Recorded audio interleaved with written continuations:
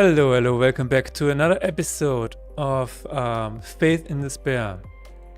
Today we're gonna add a few more modifiers, ancient modifiers, and we're gonna just rapid fire implement them with no fucks given.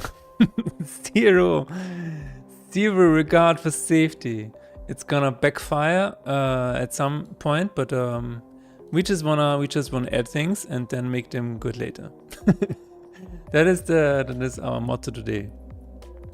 You know, make it exist first, make it awesome later. That's what we're gonna do. So the next one is called inspiration. Adjacent creatures will have plus 50% attack. And usually what I do is just add material here. It's called inspiration. We also need to implement the material right here. Everything is prepared. Everything is ready to go. Inspiration, let's put it right here. It also needs a keyword. Also something that I should improve at some point, but not today. Material remedy. And add it to allies. Also something that I still need to test.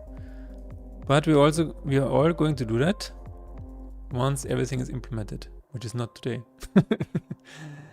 Let's also add it to our translations list, just to be sure that everything is translated.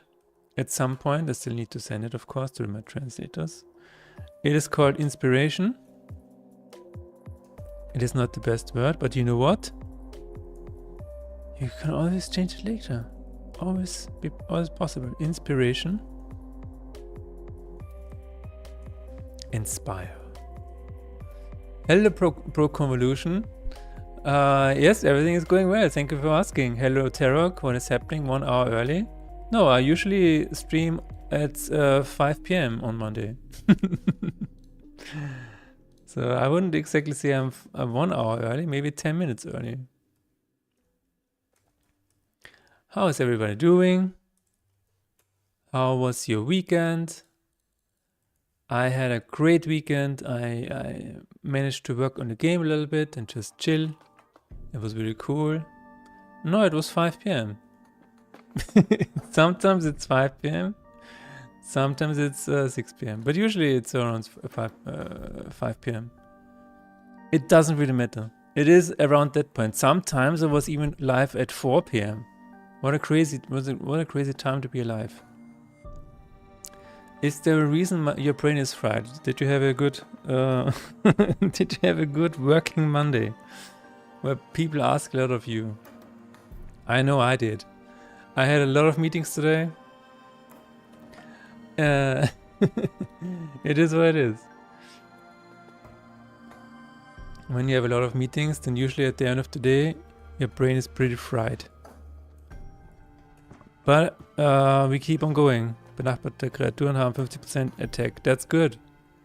We are almost there. Customers going crazy with last minute changes. Oh, it's the changes that need to happen before Christmas. Right. Yeah, otherwise the world will end. I know of these changes, yeah. It needs to happen today. It needs to happen before the end of the year, because then after 2025 there's nothing. So it needs to happen today. That's usually how it goes, right? Yeah, we promised it to our customers. Well, why did you? Why did you promise it to your customers? You shouldn't have to. There is going to be a new year. Everything is fine. Just everybody chill and relax. Some people just completely forgot about that. Hello, T-Pack. How is it going? Nice to see you. One of our customers wants to go live at January 7th. Wow, so I had a lot of setup today and we can start in January. Nice, yeah. That's usually how it goes, where it says we are going live in January, and that usually means, yeah, but that means I have to work the next 2 weeks. But I'm on vacation. I'm sorry. Panic indeed, yeah. We are panic coding today. Unsafe. We have not fastened our seatbelts today. We're gonna add a lot of new features and we're going to refine them later. We're going to say, okay, never mind. We're going to fix it out later. But how has everybody's weekend been? How was everybody's weekend? I just focused on the game a little bit. Like yesterday, for example, I added a lot of new stuff. It was great, just chilling. I went to Christmas markets. I know, it's crazy. There are a lot of Christmas markets here in Austria and Vienna. But what I realized is that they are not as pretty as they used to be. No, I don't know why. Maybe it was better when I was a child. But yeah, this is what it is. So, inspiration. There should be a similar functionality for leftmost lane. Lane bound, exactly that one. If it has lane bound, then we need to add it to our attack. My weekend was just normal. I didn't die. You know, sometimes that is a success. Sometimes I would say every time that is a success. You know what we all should do? Whenever we wake up, we need to be thankful that we're still alive. We need to be grateful that we were able to stand up and to wake up and, you know, to still be alive. I guess that's what we're gonna do. Do you and your wife watch horror sometimes, or do you just like the horror genre? No, we don't like watching horror movies. We used to watch a little bit of horror here and there, but the problem is that we cannot sleep then. I mean, we really, really like sleeping. Greetings from Vienna. Oh, so you're also from Vienna. Wait a minute. Huh. Did we didn't see each other at a game. Are you a game dev as well? No. Are you?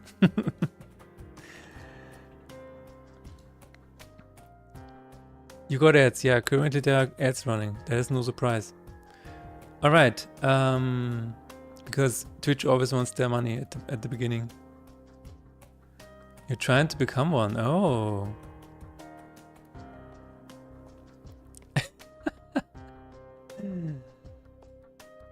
Alright. Let me see that. That is a return value for attack, right? No, maybe it's not. Get current value. This is materia, alright. Card slot and card. Alright, this is the... Yeah, this is it. So... If... any of the adjacent cards, get adjacent cards. Oh my god, this is beautiful. Adjacent cards have modifier. Modifier type.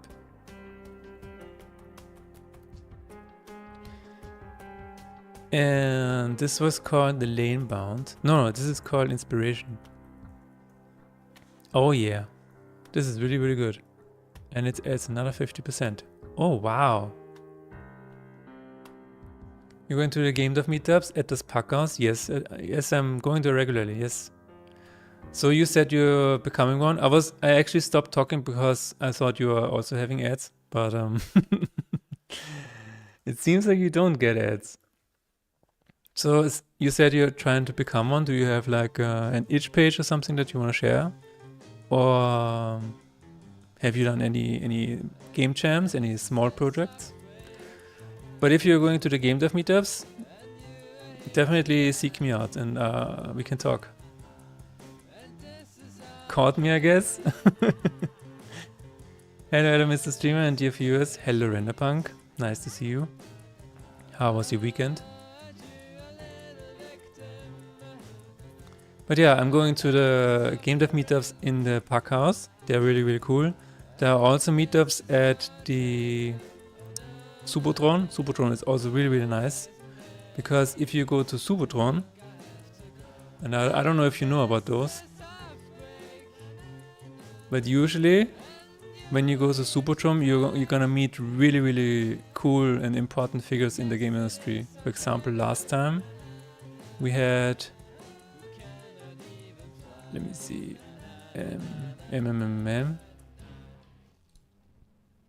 Archive, there it is. Is it the Archive?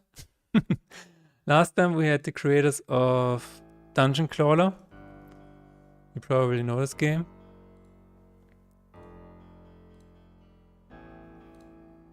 The site is really slow. Anyway, where I'm confused about this website. But anyway, if you go to Supertron, it is always in the museum quartier. It's a really, really fun event, and you will get to see a lot of really famous people in the gaming industry. For example, Philemono Schwab was there, who is one of the CEOs of this game. And also Mario was there last time. I don't know if it's in this list. Mario was the creator of... I forgot the name. But you will see a lot of really cool people there. Alright. Hello Nick, how is it going? How was your weekend? I only was there once. The last time I wasn't able to get to go, but I would love to go again in the new year. Alright, yeah, if you see me, just hit me up. What the hell? That was... They are getting more creative. You know what? I will say that. They are getting more creative. That has to be applauded. There's a little lore here going on with the Ashkir bots or whatever they're doing. This is a bit of a cat and mouse fight where my mods and I are currently always trying to get them as soon as possible. But even they get past the auto filtering because they're getting creative with the spam. So I don't know who is doing that. Doing well, hoping some applies to you. Nice, yeah, it is going well for me. Terror Gear Free, that's a new name for you. Alright, let's pop out the YouTube chat as well. Are there any specific questions that you have, T-Bag? About game dev or... I think somebody mentioned it in one of the meetups. Yeah, that's true. Supertron usually gets mentioned in the meetups anyways. And if you're a Godot developer, or if you want to be a Godot developer, there are also regular Godot meetups, you know, in Vienna, which are also really, really cool. They're very cozy usually. And the final thing I'm gonna say, if you want to be a game developer, you should probably join the PGDA Discord. It's the Austrian Pioneers of Game Dev Discord, which it's just really, really cool to find people and stuff. But maybe you also already heard about that. He's already switched to Twitch. I'm afraid of what will happen next. Yeah, we will see. It's gotta be a single person operation for the lulz. Yeah, maybe it's you, Renderpunk.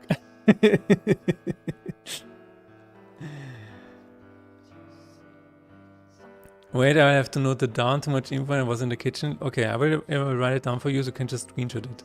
First of all, Supertron. Then PGDA Discord. And Godot meetups. This is usually where I am. And also, you know, the starter gaming company. Hello, Aaron. I have started a gaming company. It's called Dramon Studios. This is my gaming company. It's just I'm the only person in it right now. And since you're already at Game Dev meetups, I'm just gonna say it here anyway. But yeah. There you go. I hope you write about your experiences on Supertron and Farm. My experience on Supertron? Oh, you mean all of the people that I've met? Yeah, sometimes I meet these people and I talk to them a little bit, and I usually don't want to really talk about it publicly because, you know, it's it's usually a small amount of people there anyway, and you're there to network, not to make a big thing out of it.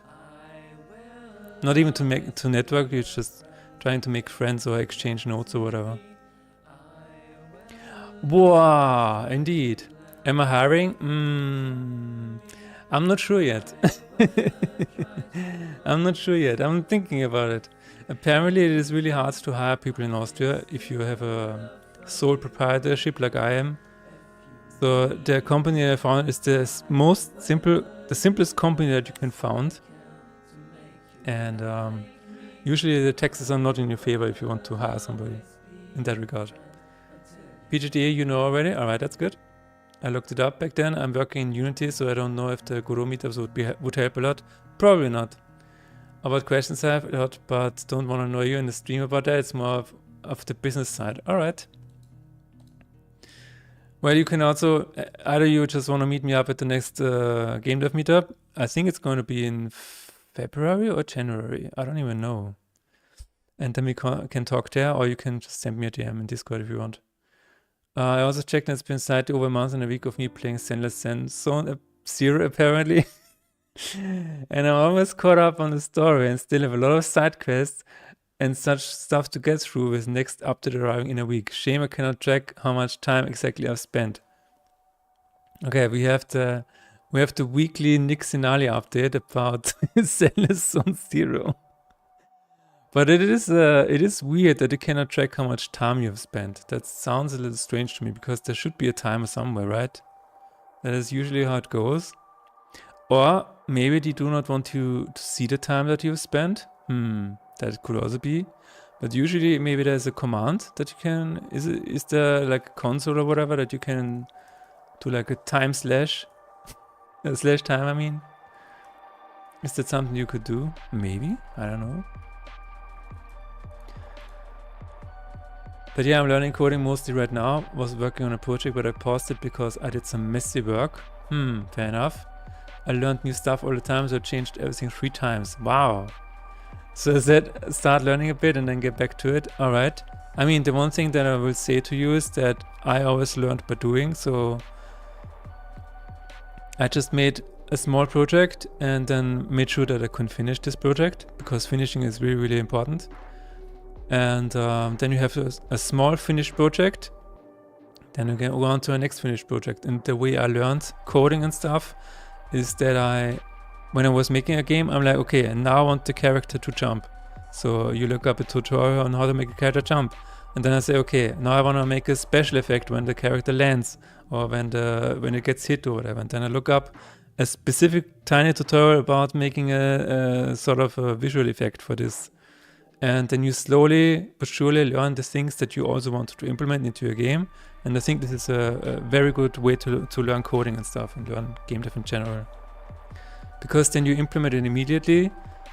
And otherwise, when you do tutorials and stuff like that, you have a very broad knowledge field, and sometimes you don't even need all of this knowledge, right? So sometimes you just cherry pick the knowledge that you actually need. And you might get a little bit of an overhead of knowledge. So yeah, I personally would just make tiny projects and accumulate your knowledge this way. But and also then you have a bit of a portfolio that you build up that you can show off afterwards. Nick's relationship to CCC seems very ambivalent. He's always praising and criticizing at the same message. I think that's just very typical of Nick, to be honest. Maybe there's some cream for fun on the website, since I know they tracked my characters and gacha rolls on Genshin. Yeah, maybe. You should look it up. You should look it up, my friend. All right. Let me see if we can change this really quickly. Public. Bool. Adjacent. Cards have modifier. Materia modifier type. Yeah, it was quite similar with me, but I had a lot of feature creep and I wanted to add something new all the time. Yeah. And then it got messy and I stopped. Gonna finish the project as it is and start with something smaller. Alright. I mean, that is still good learning if you just want to implement a feature and then look up how that specific feature is gonna be implemented. So that's not wrong, but I can definitely see how it's getting messy at some point. That actually reminds me of the way I started making games is by making Half-Life maps, like way back. And I slowly started to make single player modifications, like entire campaigns and stuff like that.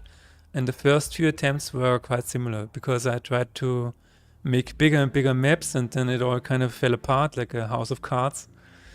And then I just scrapped these projects and made some smaller maps again, some small multiplayer maps again. And then finally, I think it was like my fourth, my fifth attempt, that turned into what is now called Halfquake. So I guess you're on a good way, on a good path. Given modifier.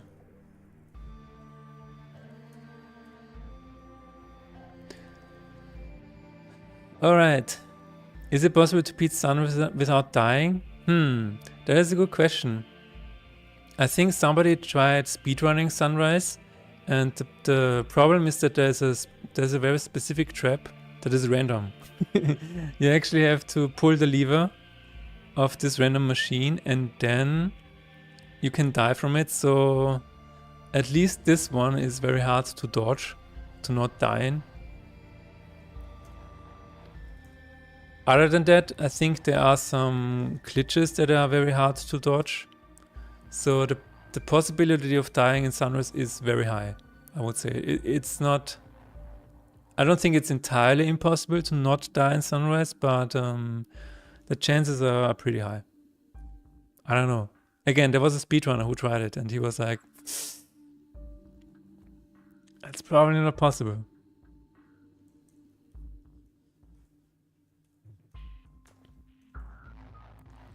I did find the profile, but there's no specific hours, only that I've played 35 days consecutively. Alright, I mean, fair enough. In cards, we're gonna say if it has modifier lane bound. No, if card has modifier inspiration. Oh, no, if it has the given modifier, never mind. Then we're gonna return true. Otherwise, return false. Wow, that's pretty cool. This should now turn whatever it is, not underlined. And in this case, it should increase our attack. So now the other thing is that whenever we have lane bound, doesn't really have an option here. Maybe it just works. Let's see. Let's see. If it works, then we have the first modifier already implemented. That would be nice.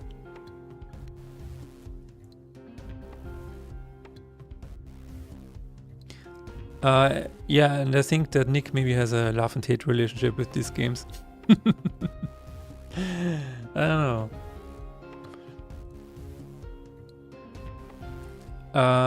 I watched a really cool video yesterday because I met with a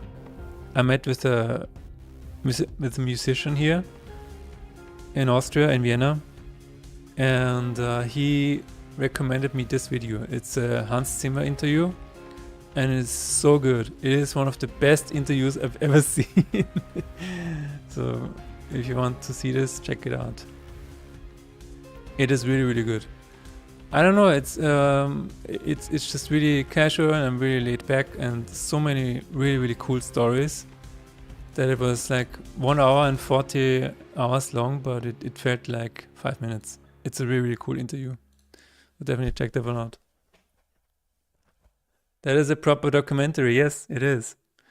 It is actually a movie, but it's much better than most of the movies that are currently coming out. Isn't that sad?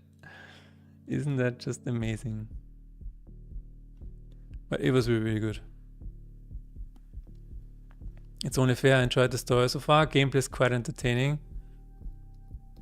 Turning the entire thing into quite a time sink and potentially money drain if you get too addicted. Yeah, that is the problem with gacha games, unfortunately.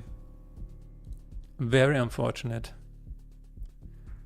They have a lot of dark patterns and stuff, so they wanna hook you and wanna keep you glued to the screen indefinitely. It is what it is, right? We should actually be in a different deck because it doesn't make sense to increase the attack for defender. Doesn't make any sense. I'm gonna increase the cards here. Move this to my inventory. I have not imported the translation yet. I'm gonna do that now. Replace. And then we already have the first one done. Hopefully. You're gonna need to be faster. We need to be faster. More ruthless. This is actual vibe coding. We are coding on the edge. And then we are gonna face the consequences later. So I'm gonna put this here. I'm gonna put you down on the board somewhere. Let's see. And it should immediately put this one to... Okay, this is not working at the moment. Why are you having this yourself? Not. Wait a minute. Get it? No. I have a theory. Get adjacent creatures also returns itself.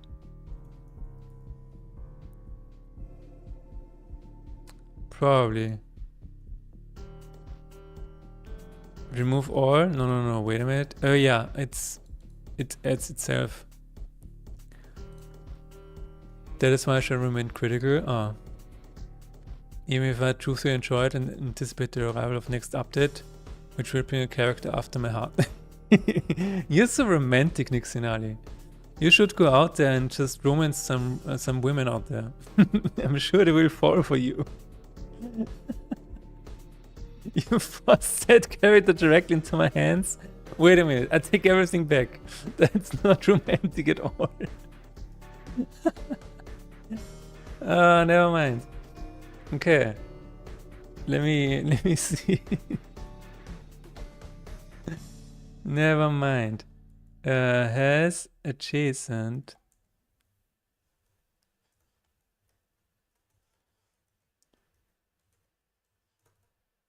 Wait, adjacent cards have modifier. Cool.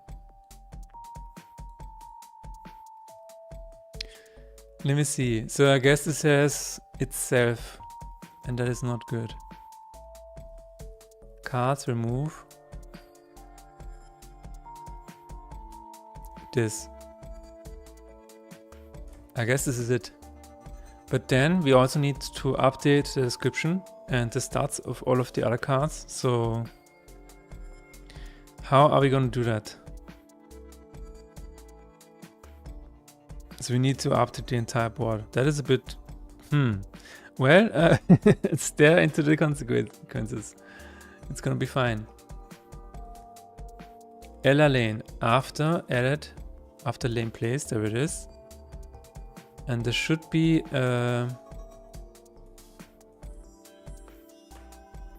after play. No, wait a minute. Get adjacent cards, get adjacent free lanes. Has opposite enemy. Okay, maybe it needs to be here. Where it says pick lane. Pick lane routine. And somewhere in here, there should be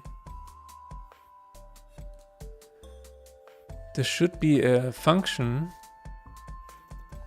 where it says place on card. Yeah, okay, this is it. Place card. Is this it? Enable collider, update dice card, update dice on board. After placed on lane. So I guess it, yeah, this is it. It says update description, yeah. Okay, if this is, do I like this? I don't know if I like this. Has modifier. Well, we're gonna do it. Inspiration. Then we need to update description of adjacent cards. It's super ugly, but it's what we have to do. Oh no. Adjacent cards have modifier, and this is the next one. Public void Once again, we're gonna get adjacent cards. Remove ourselves. And then we're gonna say card update description. Update description. Actually, maybe just the stats.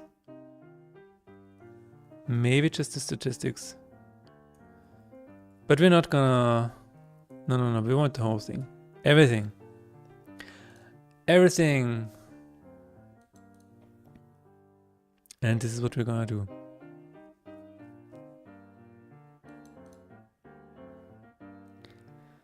Well, does anybody else want to make games?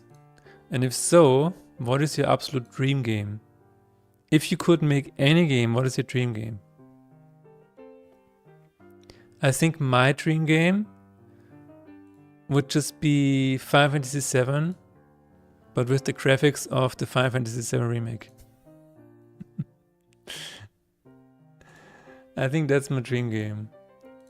Okay, this is working. This is working. Oh my god, yes. But when it's removed, it's not working. Okay, that's perfectly fine. It's perfectly fine. I guess we will always have to do it.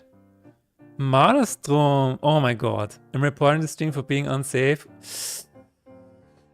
At least I'm not playing Gex 3D or Bugsy 3D or whatever it was called, you know. I mean, that is very unsafe for humanity. I mean, you know.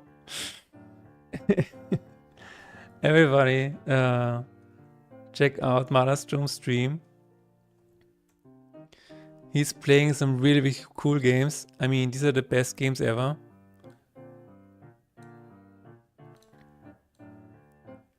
I saw you in the viewer list. That's really cool. Yeah, I saw it, and I was not in a condition where I could chat, unfortunately. But god damn it! That is, you know, isn't that the best game you've ever seen? Isn't that the best game you've ever seen? Also, the reason why you should check out Maelstrom's videos, or streams I should say, is because of his voice. He has the true voice. He was sneezing just as I said it. He has a true voice actor voice. Oh my god. That's funny as hell. Who? Bubsy. Say something. Okay, there it is. But look at this game. I mean, this was the pinnacle of game dev.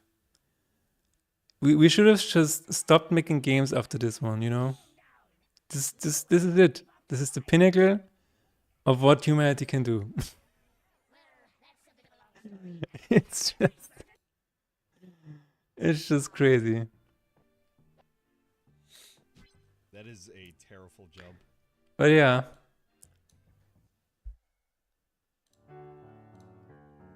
It's pretty dope, Emo. Yeah, somebody should actually make a remake of that.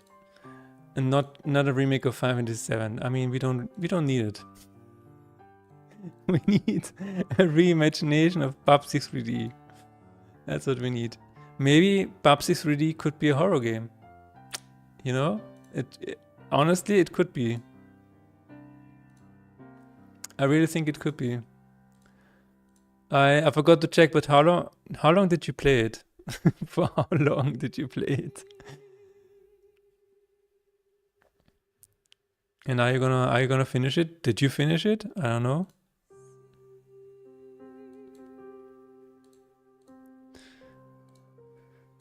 But yeah, I told Tarok that once he goes to the gym regularly again, that I'm gonna play Final Fantasy VI.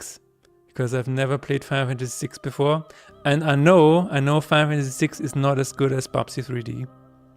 But I feel like I should finally do it. And you know what? I actually bought it already, so I have it here. I'm just waiting for Tarok to show me that he's been to the gym. And then I'm gonna play it on stream.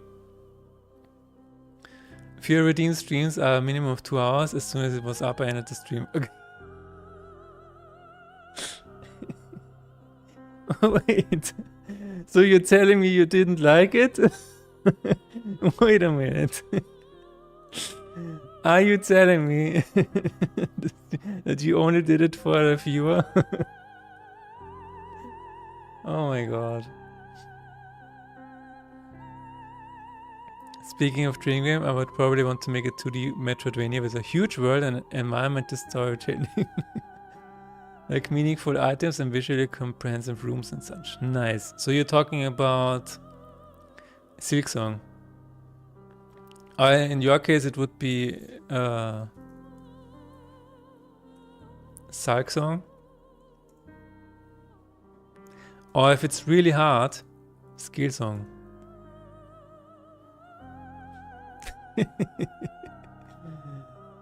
I can't believe it was that bad. Oh no.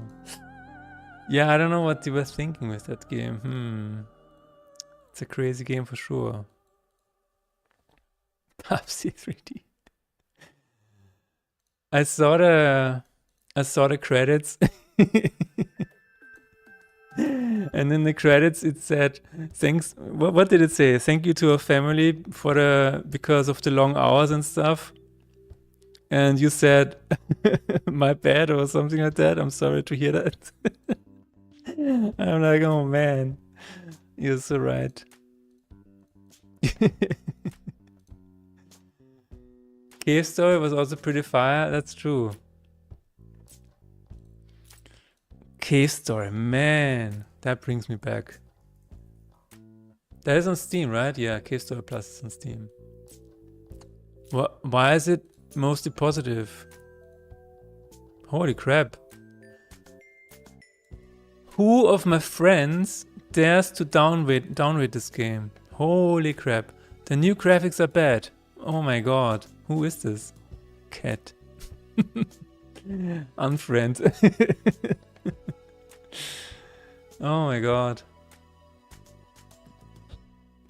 Download whatever this is. Instead of wasting your money on this, teleport of an absolutely phenomenal game. Is it really that bad? Is the port really that bad? Jesus fucking Christ, 2011. Dream Game would be some strategy with world and base building plus some story parts. But the studio that would do that wasn't founded yet. Oh. Kill him. Alright, from convolution. Strategy with world and base building. I'm trying to imagine how that works. Because base building, it's kind of like Command and Conquer, I guess. But if you then actually change the world or have an impact on the world, that would be really cool. It's basically like, it sounds a little bit like Star Wars Galaxies single player mode. Because in Star Wars Galaxies, you were able to just plant your house everywhere on the planet, and I think it was really, really cool.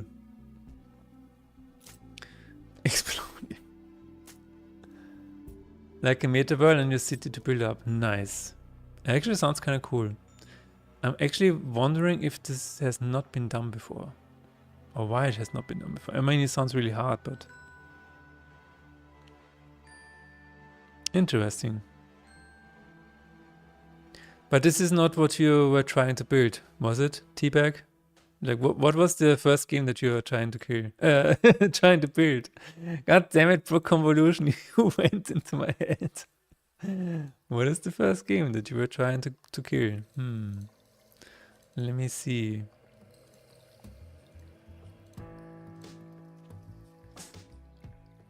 But what is the next game, Marla, that you have to play? Is it gonna be another Gex? And what kind of game is gonna be redeemed next? I seen your YouTube short about the game who imported to a new engine and sell it again. So I have an idea who how to make you a millionaire with 100%. I wrote 100% twice, believe me. Okay, yeah. Import every part of Halfgrid separately into source and sell it.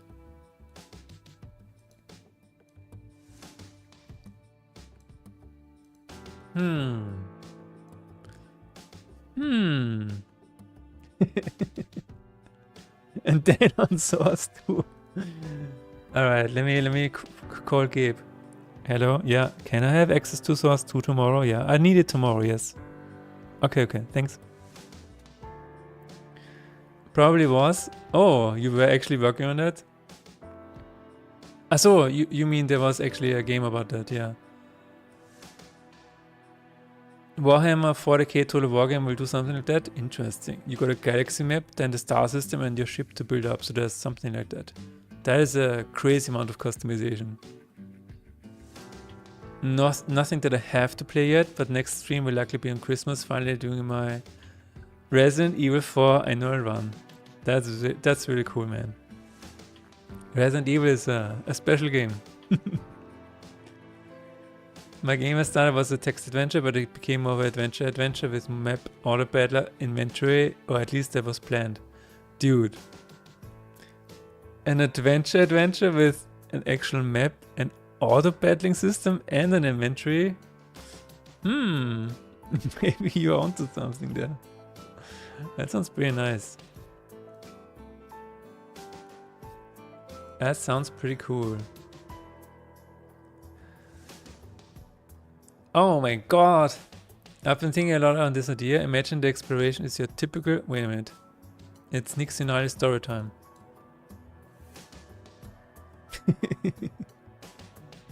I've been thinking a lot on this idea. Imagine the exploration is your typical 2D Metroidvania, but when you interact with an enemy instead of regular action, you enter RPG-like battle where the room gets sealed and you are revealed to actually be a group of characters, and the fight, either taking turns or process, is automated and you choose who's paired against each other. And then you fight your enemy in 30 seconds clash in action-packed fights, and after 30 seconds pass you prepare for a next turn.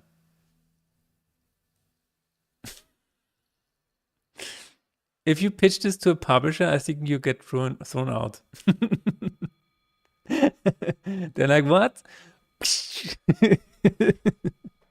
I'm just kidding, by the way.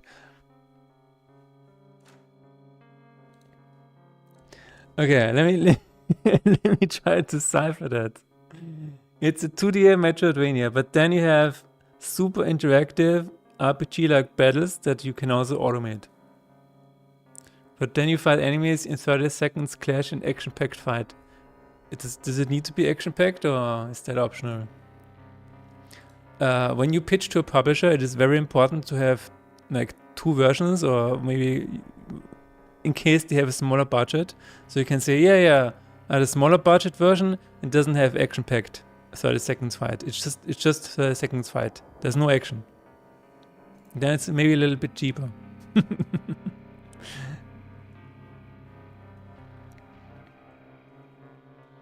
But I can tell that you're really excited about this idea, so maybe, you know?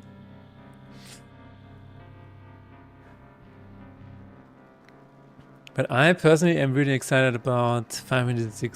It's like, I have this, this Final Fantasy, this delicious Final Fantasy. Still ready. Always on the back burner. I can just play it whenever I want. And people say it's cool. I don't know. We're gonna add the next one. It's called Robber. Robber is gonna do some robbing. Believe it or not. Whenever you deal a killing blow with this guy, he's gonna steal some money. Is this exciting or not? I don't know. I will see when it's in the game. So, when this creature deals a killing blow, and we're gonna set this to here. Materia. In the new modifier, there we go. Is there a similar one? Let me see. Is there a similar technique already? Gold Rush? No. Something that happens when attacking. There is. It is called... not permadeath, but... Showdown. No, it might be... because there's something happening when you kill somebody and it lands in exile. It might be... remove card of the fight? No, that's not it. Might be permanent. Let me see. Save state dies permanently is true. What? Oh, what? It is one hit. Sounds a bit like Darkest Dungeon, except the 2D part, I guess, and less action-packed. Sounds nothing like it.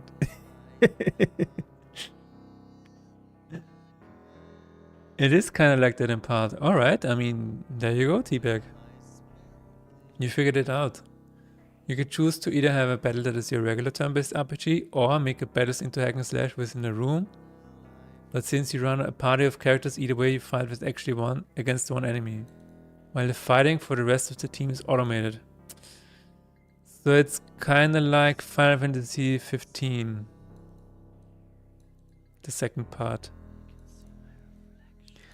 But now you gotta think about it. Why would people pick the first one instead of the second one?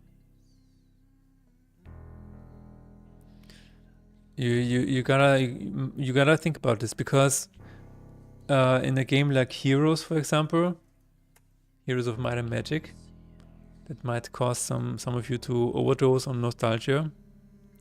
Very sorry about that. But in this game, for example, you can also choose to fight in this kind of map, or you can just auto battle, which saves you like hours. Not in this game, I would say, because the auto battle would sometimes not do exactly what you would do if you actually take control. But in the latest release, it's actually almost the same, or even better than controlling it yourself. So why even have battle sequences? My idea was having multiple options for battle gameplay, so it would appeal to a different audience. I mean, that is a... Yeah, at that point you are almost making 2 games, so... Especially if you have like a very deep system, like an RPG system, where you have stats and certain things like that. But then you have a hack and slash game. The problem with that is that if you're doing it like that, you still have to make sure that the hack and slash gameplay is on par with other games that just have hack and slash. And if you're doing the RPG gameplay, it has to be at least as good as other RPGs on the market.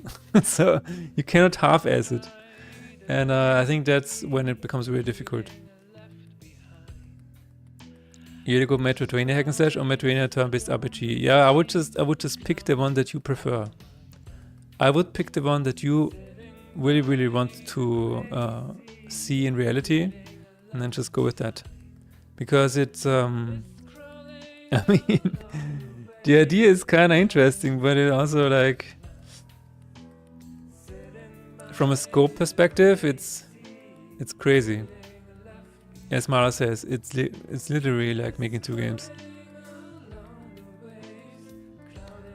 Players, let me say this. Players will always find the path of least resistance. And if they find that the RPG gameplay is the best option always, then they will only choose this one. And they will completely discard the other part. If the hack and slash part is the best part because everything else is automated and you save a lot of time, nobody, maybe like 1% will choose the RPG style. Usually they will figure out what is the fastest way to win in a game, and that will be it. Players are like water. Always choosing the path of least resistance. And so I know that's not something I'd be doing anytime in the future. It's something I want to make someday. Okay. So that is a dream game. To make 2 games in one. Fair enough. Fair enough. I'm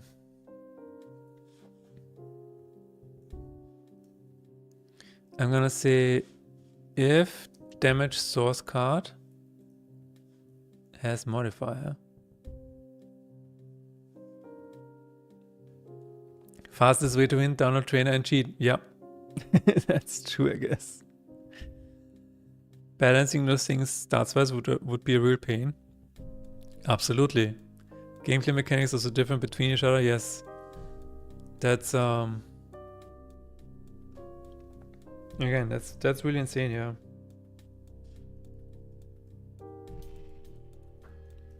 And I will say this, if you're trying to hit two different audiences with one game, the game is probably going to fail. It is much better to just pick one audience and just make the perfect game for this one audience.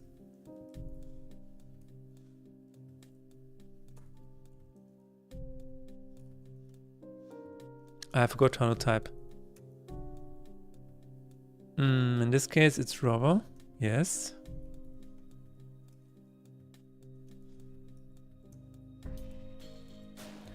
If it is not null and damage to sky is this, Monster Hunter Wilds has that problem. What? Really? Is it because of the different playstyles, Mala? Or is it... Or do they have something similar? I probably just try to make separate games in each of the directions just to explore. Sounds good.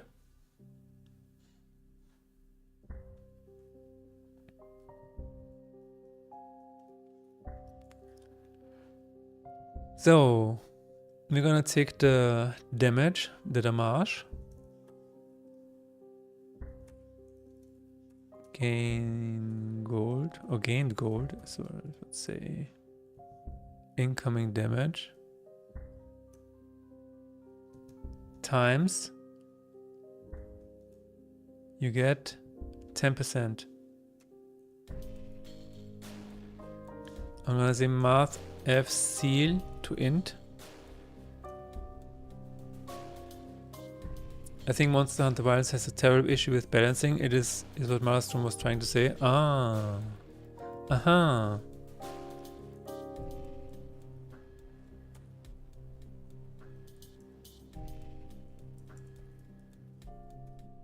They made it too easy and for a wide audience instead of sticking to like what made World so good or prior Monster Hunter games before. Yeah. That is really tricky, that's true.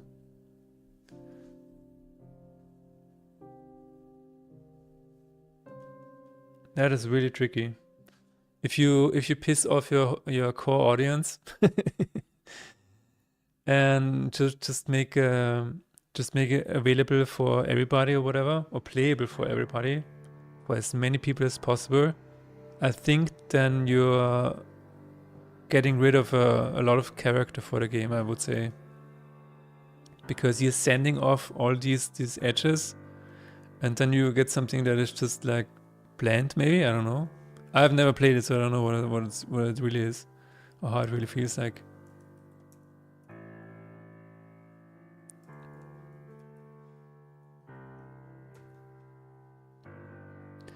It's being terribly unoptimized as well, didn't help. Oh, I mean... In all fairness, all mainland Monster Hunter games suffer from balancing issues. Huh. I see. Yeah, I cannot speak to that because I've never played Monster Hunter games. People tell me, oh, you would like the Monster Hunter games, just play it. I don't know.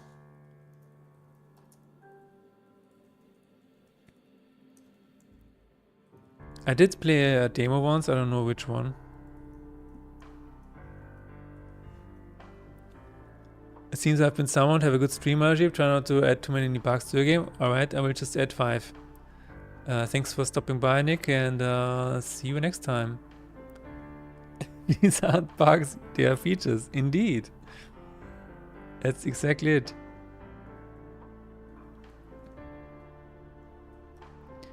There are no bugs. I don't see any bugs.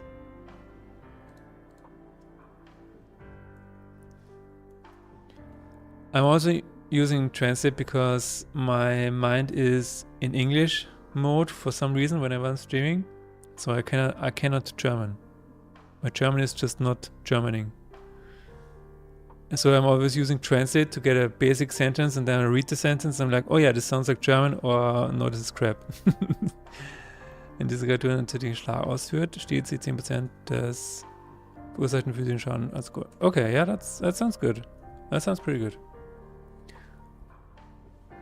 I would disagree with them all having balancing issues, since this is the first game they ever introduced a soft G rank or hard difficulty. Interesting. A soft G rank. I have no idea. Are you doing Austrian German as well? I have it here. I have it tab here. And I actually, my previous game, one of my previous games, it's called, it is called Cat and Betty. This one actually has Austrian German. So there's, it has an Austrian dialect in it. If you want to check that one out. But I don't know if I'm gonna do it for this game. I think it's a bit too much. Sometimes I tried it in the beginning. I think somewhere I tried it. But then it was like, yeah, this doesn't really make a lot of sense. If you play it in Austrian German, like a game like this, a card game like this, it needs to be very precise. And I think Austrian dialect is just not precise enough. it's just all over the place. Sure, you can say "Oida" whenever something happens, but that will only get you so far. It's mostly so this would be "Oida," and then "Oida, Oida, Oida, Oida."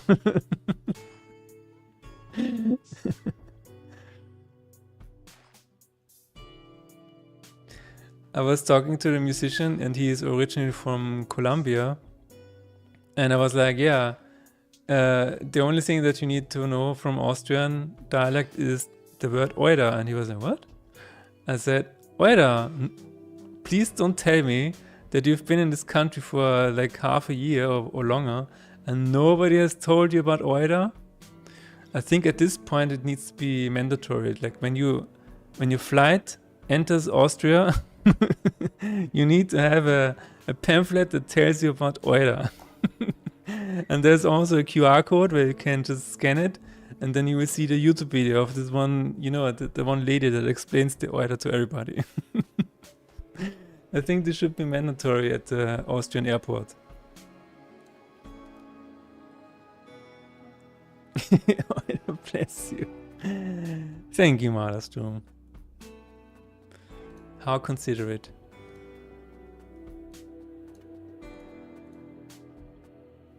Yeah, by the way, do you know the video How to Behave in Vienna? I love the guy, makes great videos. I don't think so. Maybe I do, I don't know, but you can share it if you want.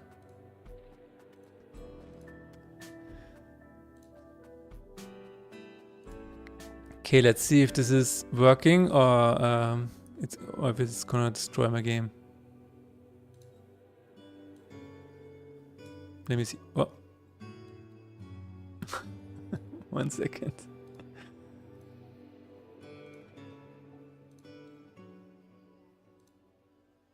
Okay, it's not loading. Did I see this? Wien or Vienna is the capital of Austria.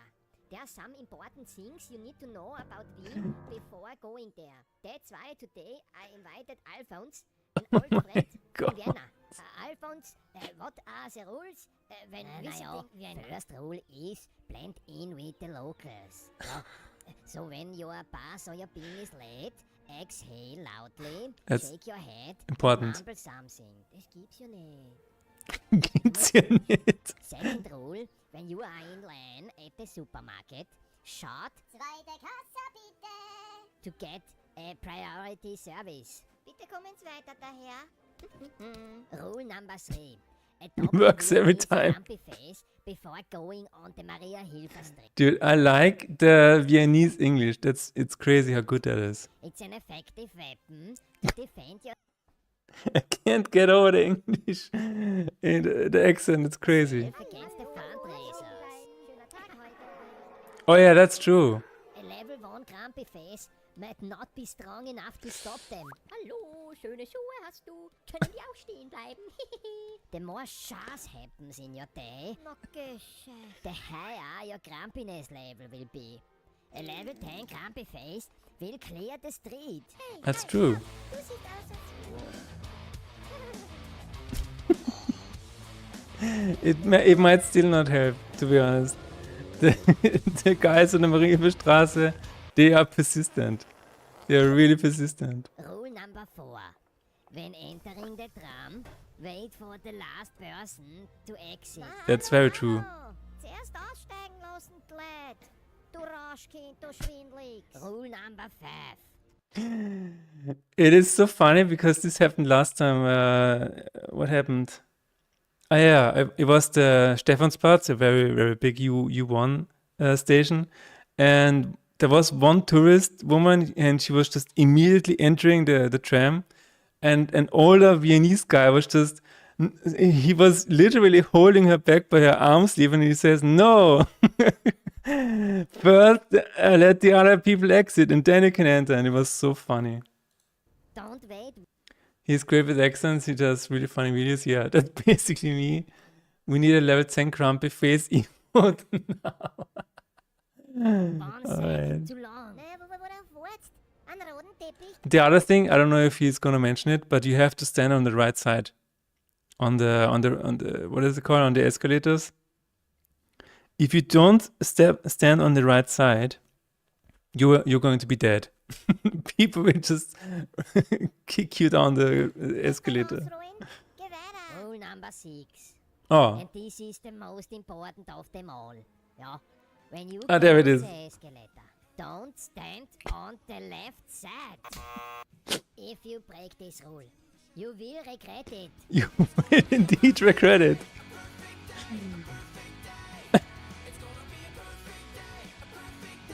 I can't take it anymore. That's so funny.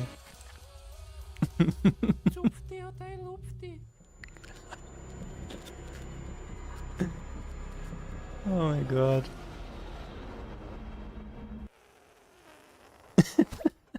So, now you know how to survive in Vienna. Yeah. Well, Alphonse, I think you are exaggerating a bit. No, now. he's not I exaggerating. swear, No, this happens all the it time. happens all the time. Kannst ja nicht sowas behaupten, das ist ja doch ist ja abschreckend. Naja, dass der in den Himmel aufgefliegt. Das ist ja auch No, Das muss ja So, okay, here's another. I was with the musician yesterday from Colombia, and we were also going down the escalator, and he was standing on the left, and I was like, I was, softly guiding him on the shoulder, and he's like, you need to stand on the right. And he's like, oh, why? And he's like, you need to stand on the right. You will see.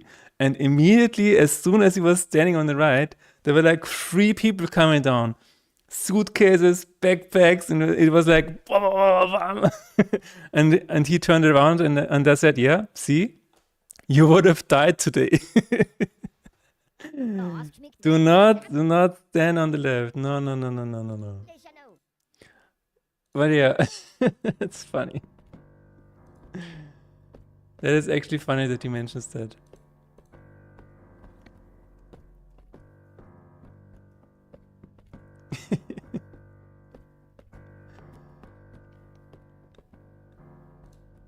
I think 90% of deaths in Vienna are due to people standing on the left side of an escalator. Yes, that's true.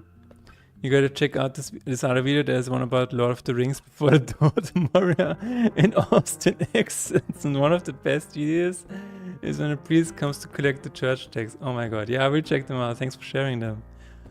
River Game, thanks for joining. How's it going? Can't be present, I have to do things. Hey, isn't that regular game dev stuff? But thanks for stopping by and saying hi, man. Hope you're doing well.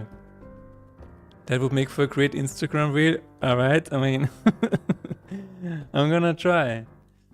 Can we do this? Can we do this on stream? Let me see.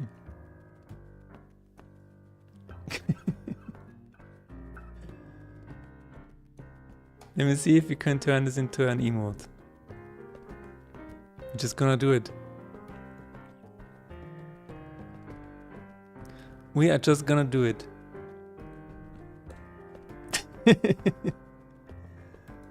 Oh no, there's an ad break. No. Fair enough. Let me just paste this here. And let me do this after the stream. I'm gonna edit. So we're gonna have it next time. We're gonna have it. I hurt my joint in left shoulder. My body's decomposing. Is this what growing up is? I will be 28 in 9 days. Yeah. This is gonna be the worst day so far for you. So far. It's only gonna get worse. But to be honest, at some point you will have a you know at like 30 you're gonna feel like dying a little bit. But then you have a little bit of an uptick again. It's like, oh, I'm 40. I'm still not dead, and you will feel like, yes. But this is where it gets really bad. I'll be right back.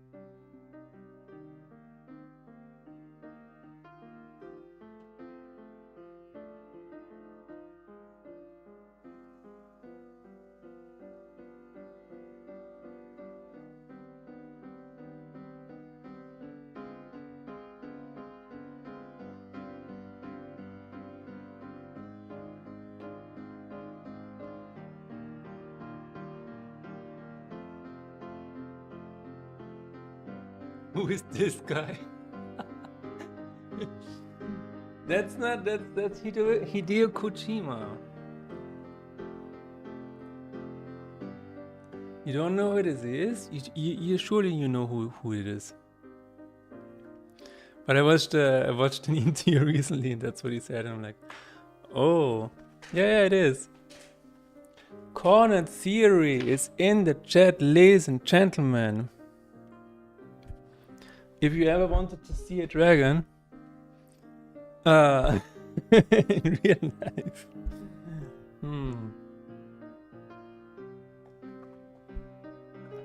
I'm waiting for a third Asian game developer to on a BRB screen to complete the collection. Well, if you know anybody, let me then send it to me. Have you had the Quackhammer yet? The lacrima that makes you a dog? No, I did not. I didn't know that was a thing, Corner Theory. You need to tell me these things earlier in game development. Now it's basically all done, and now I cannot change it. But the Quackhammer, that would have been a crucial element to make this game more successful. Now it's too late.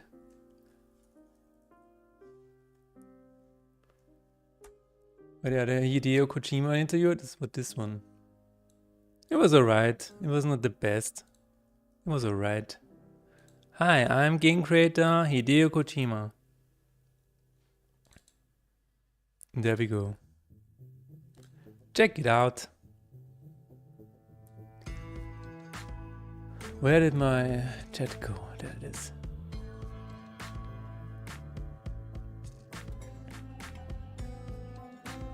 I'm 40 and still living hell, yeah, that's the shoot, yeah. Yeah, Reba, see you. Mr. Reba is gone.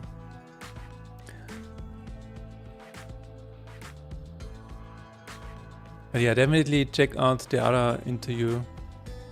Enjoyed an interview. Yeah, it was alright. You know, it was a vibe. This is a big miss not adding Quackhammer. Yeah, I know it's. But I was not aware of this. It was not in the game design document. So my producer, Corner Theory, has not made me aware of this in time. So it's not my problem. It's not my problem. I'm so sorry. I did add Quake 3. If that's if that makes it better. Quake 3 is in the game.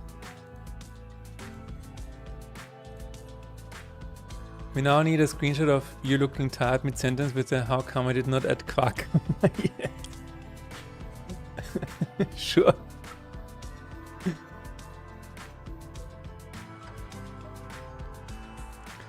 How come I did not add Quackhammer yet?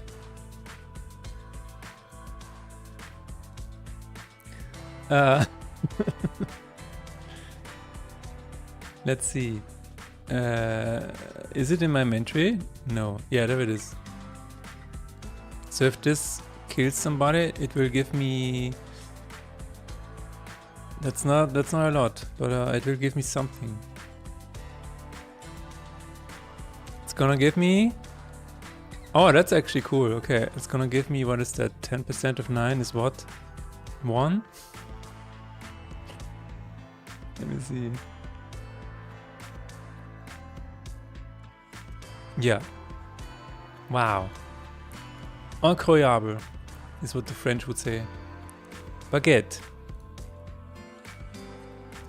Alright, next one.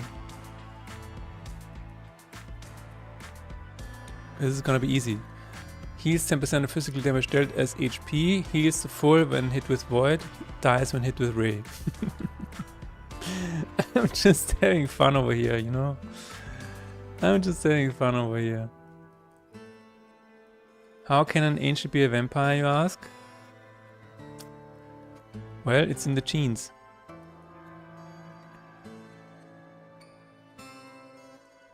It's all in the genes, my friends.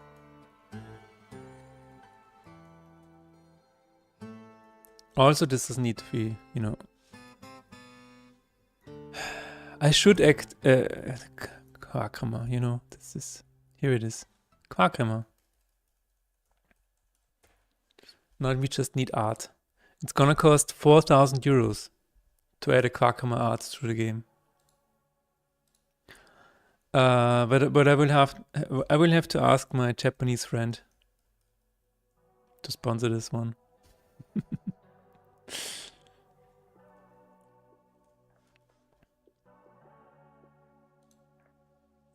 I've created a monster? Yes. Oh no. Oh no. Oh no, you didn't. Oh no, you didn't. Brokey convolution just redeemed Austrian dialect. Well, Oida, oida, oida, oida, oida. Oida, oida, oida, oida, oida. Oida, oida. Was wollt ihr jetzt eigentlich machen? Ah ja. Wenn diese Karte... Wenn die Karten, würde ich sagen, ein Vampir ist... Oh, jetzt... Ich hab's noch nicht eingefügt. Moment. Vampir. Ja, ein Vampir halt. Nicht wahr? Und dann sagen wir gained face. Did I say face or HP? I said gained HP. Mhm. Damage source card. Heal. From gained HP. That's fine. Das sollte passen. The best word in German, or in Austrian I should say, is schauen wir mal.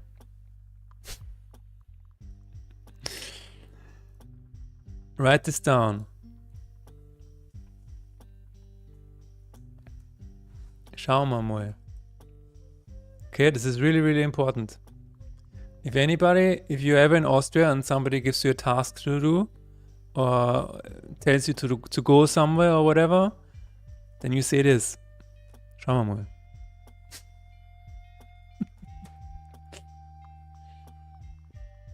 Please check your Discord team whenever you got a spare minute. Oh no.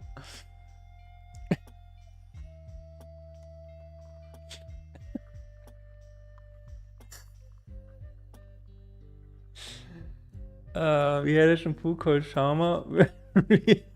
It's funny.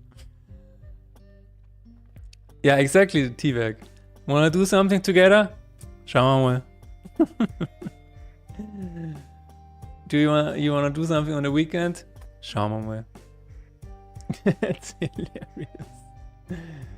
Alright, so this is gonna be the third one, yeah? Just no... There's no further explanation. This is gonna be the third. Oh no, why is it a web P? God damn it. Okay, I will do it after the stream.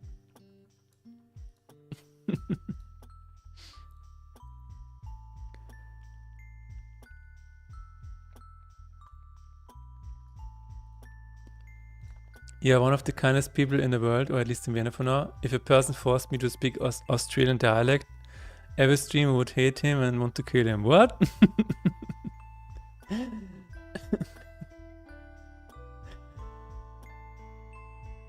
Why? It's my mother tongue, my native language. Of course, I speak my native language. It is so fun to talk Austrian dialect and knowing that nobody else is gonna understand it besides T-Bag. Everybody else is just gonna be super confused. It's an absolute delight. Oida.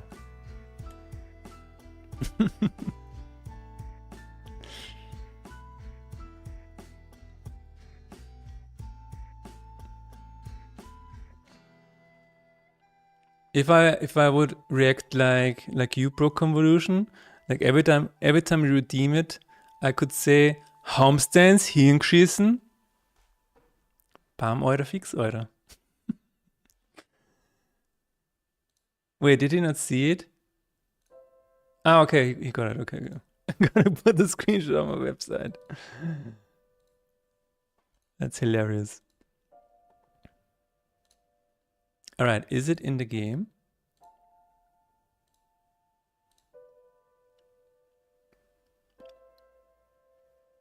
I mean, I could add a... just hypothetically, okay? In theory, I could... not in corner theory, just in game theory, okay? In Phase in Despair theory. I could add a Quarkrimmer, and every time you attack, it could have a card event where it says Quark. And that's it. I could probably do that. Do we want to do that?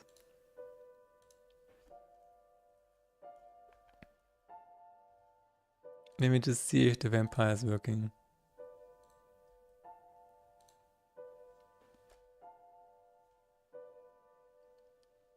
Cosmetic lacrimal slots.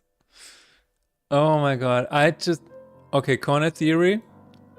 You just figured out how to extract hundreds of thousands of dollars out of Faith in Despair whales. Out of curiosity, what's the Quackma? I'm so sorry, T-Bag, but this cannot be explained.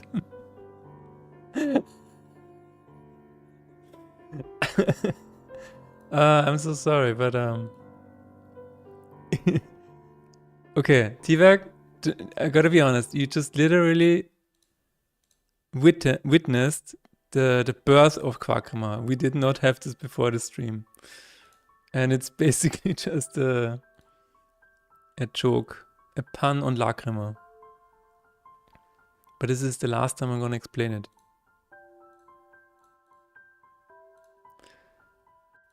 You had to be there. I mean, since you were there, I explained it to you, but... Got it, boss. See, if you explain it, it's not funny. That's the problem.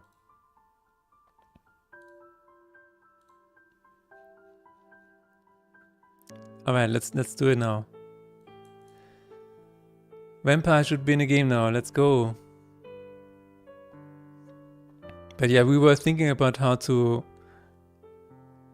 my artist, Lufo, was thinking about how to add new stuff to the game that we can charge money for, and I'm like, I'm not gonna do that. I'm not gonna do it. And he said, well, you could add like cosmetic stuff and for 3 euros or whatever, you know, like card backgrounds or whatever. I'm like, really? I don't want to do that. We can probably try that when we have 100,000 players. But until then, it's not really...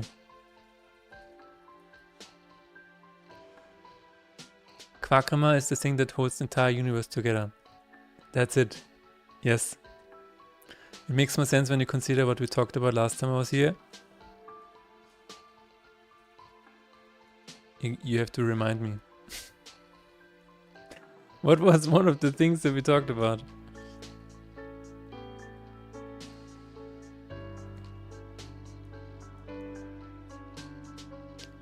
Let's see what the translation says about this. Heilt 10% des verursachten physischen Schaden als HP. Wir sagen nicht LP. Wenn durch den Zauber... No.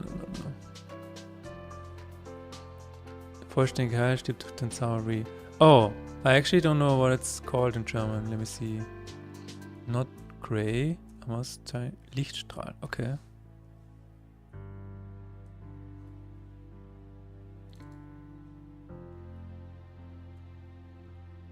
You were suggesting lots of Lakama last time.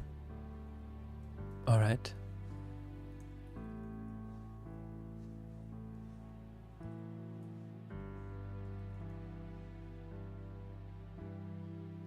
What is void? Oh, it's actually called Leere. I mean, that makes sense, yeah.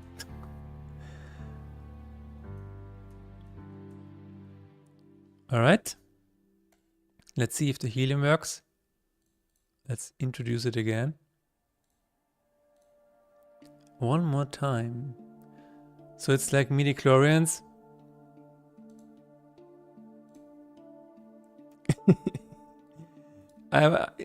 No. Midi-chlorians were a mistake. He should have never tried to explain the force. That was a big mistake, I think. Just copy the DLC policy of Paradox and put out a lot of those. What is the DLC policy of Paradox?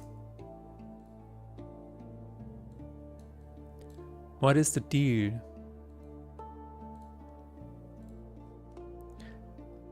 Oh, wait a minute. This needs to happen every time.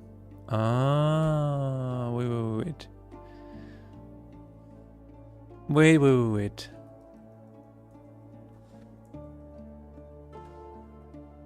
Ah, never mind. Okay, this is something completely different. So we're gonna put this up here.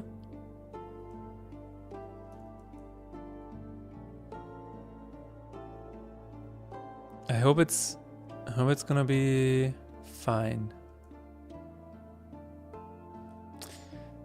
This could actually wait.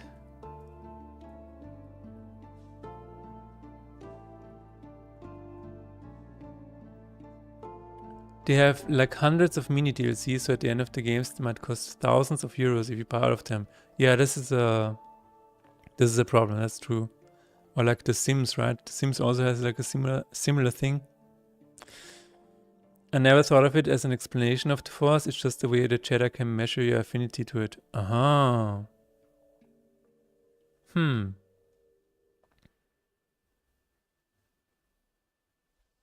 I don't know if this indeed needed a explanation either, so I don't know. And thanks, Renderpunk. And antibodies in the blood? I see.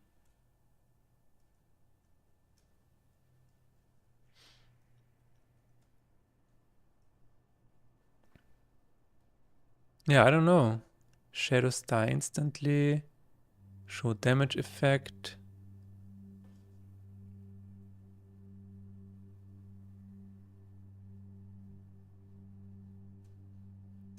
Where is the last line of defense? I don't know, maybe here. I just hope that the cards... There is a... I don't know if this is a problem or not.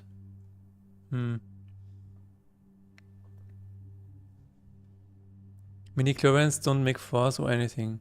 Aha, so I guess I misunderstood it. I always thought it was like an explanation of the force.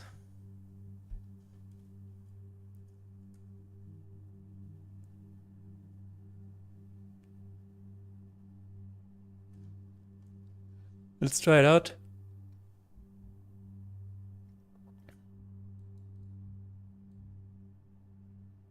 God, I just... Maybe I should rewatch the trilogy. The Star Wars trilogy. You know, sometimes you get the feeling of, oh yeah, now I just need to rewatch it again. The original trilogy and also the prequels. We don't talk about the sequels. +1? Does it work? It works. That's really cool. Alright.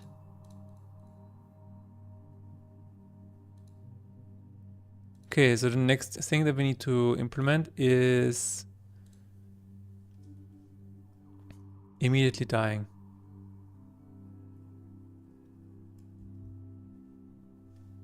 We're gonna say dot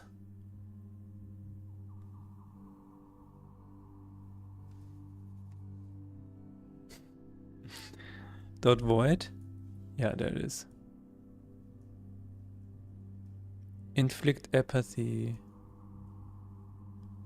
When should this be healed? I guess at the end or before? That's a good question.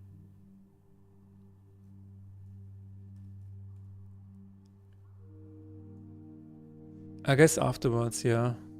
No, I guess before. Let me do it before. If target card is not null and target card, I mean that's a pretty stupid one. The prequels are a mess for sure, but I've grown to like them compared to the new movies. Yeah, exactly. That is exactly how I feel about it. The prequels. Maybe it's just because of all the memes that came out of it. You know, I have the high ground. Hello there. Some truly baffling decisions. Yeah, the sequels were... Wow. But yeah, I actually kind of like the prequels. And this is also the fact why I really, really like the announcement of the new pod racing game. I think it's gonna be really exciting.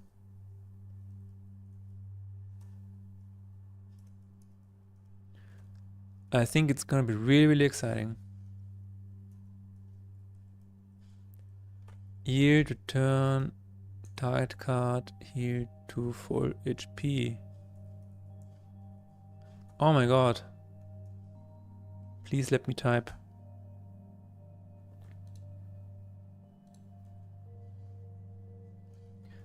Alright. I think this needs to happen before. No, it needs to happen afterwards. When you hit, you still take the damage and then you heal to full HP. Yeah, that's good. But it's not a pod racing game, it's a land speeder game. There wasn't a single pod racer in the trailer. You're right. I wanted it to be a pod racer game, but you're right.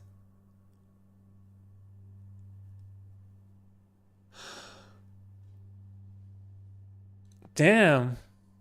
You're right, man. Galaxy Racer. No, but they... Wait. Okay.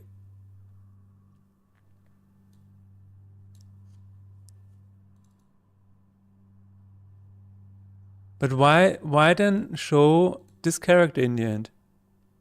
Why? Why? Because if you have this one, then there's gonna be pod racing. No? If I put the screenshot of my web service C explanation, would it upset you for any reason? No, it's fine.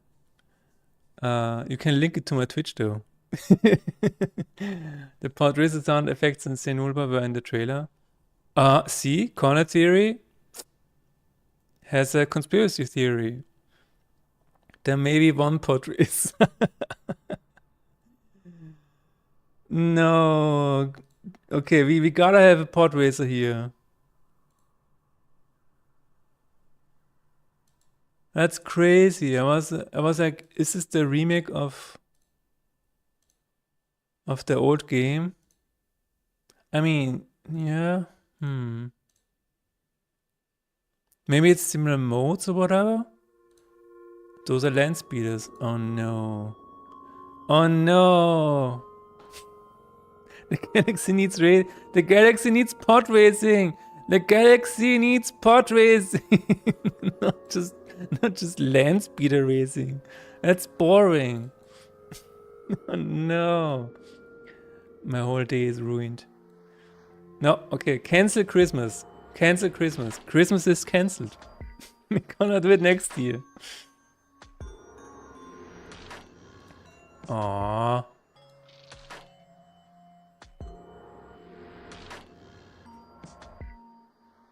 I'm trying to see one pod racing. Ah, damn it. Damn it. So maybe it's a sequel and it's just they have grown out of pod racing because pod racing is a kid's game. And now it's just for grown-ups. I could just be that old Sebulda drivers a speeder now.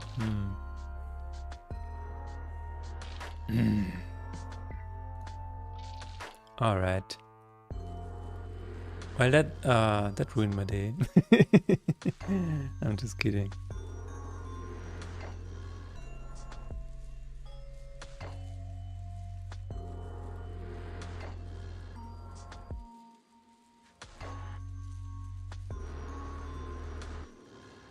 Let me hit you with the super nerd facts. Let's go. Let's go with the super nerd bits. Let's go.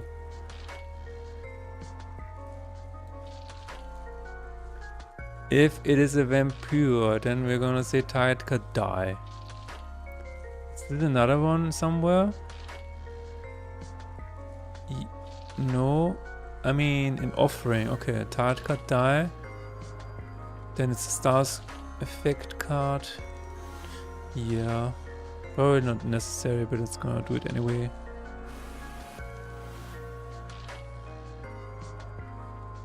Okay, if Tired is vampire and you hit it with Ray, then the vampire dies immediately. Fair enough. Fair enough. Okay, let's test it out. I really cannot wait for the super nerd facts.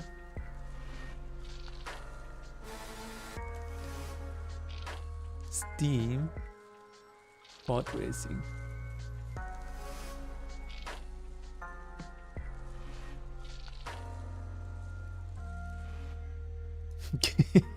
I cannot let this go. Oh my god.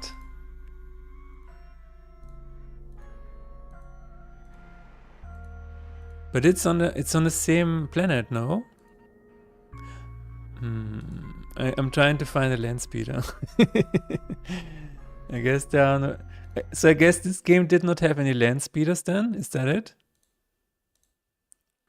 Actually, Sebulba's pod racer was destroyed during Bonta pod racer race, and he was the one that bought Anakin's pod racer. So the ancient sound technically shouldn't even be in the trailer, unless he rebuilt this old shitty pod racer that lost him the race. There you have it. So pod racing has gone out the window. I mean, they're now doing boring as land speeder racing. Wow. So once again, it is up to the indie game developers to make their own pod racing game. Skandal, Alter. That's true. Well, I was so excited for this game. I'm still a little excited about this game, to be honest. You know, my excitement cannot be killed entirely. I still have some excitement left. Like maybe, yeah, I would say 50%.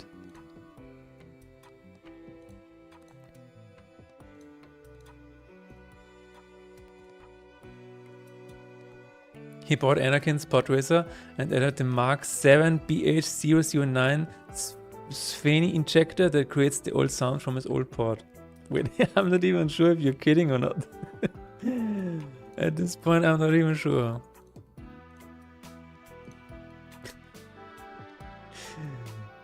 Sometimes Cornet just sounds really confident and you're like, oh really? Oh really, the world is dying? And oh, I didn't know that, but thank you Cornet, you're about updating me about the state of the earth. Wow, what a fucking nerd.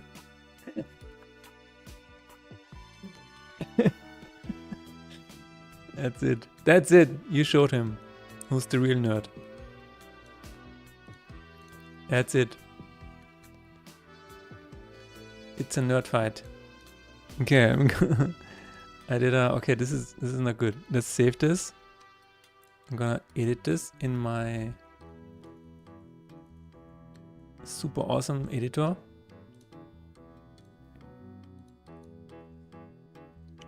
Ariel. You have no wait. Ray. And I'm gonna say 5. Let's load. So if I apply Ray now, you should die immediately. Yes, okay. Nice. I liked it. And if you hit with Void, it should heal to entirely full HP. But it will die first. That's a bit of a problem. Wait. Maybe it should just be immune. Maybe it should just be an if-else. Just like Ray. Yeah, that sounds good. Else. It just doesn't do any damage. It just... I live in the void. I like the void. You cannot cancel me with the void because I am the void. I like the idea that this game takes place like 60 years after episode 1 and Sebulba is old and wise and is your mentor NPC.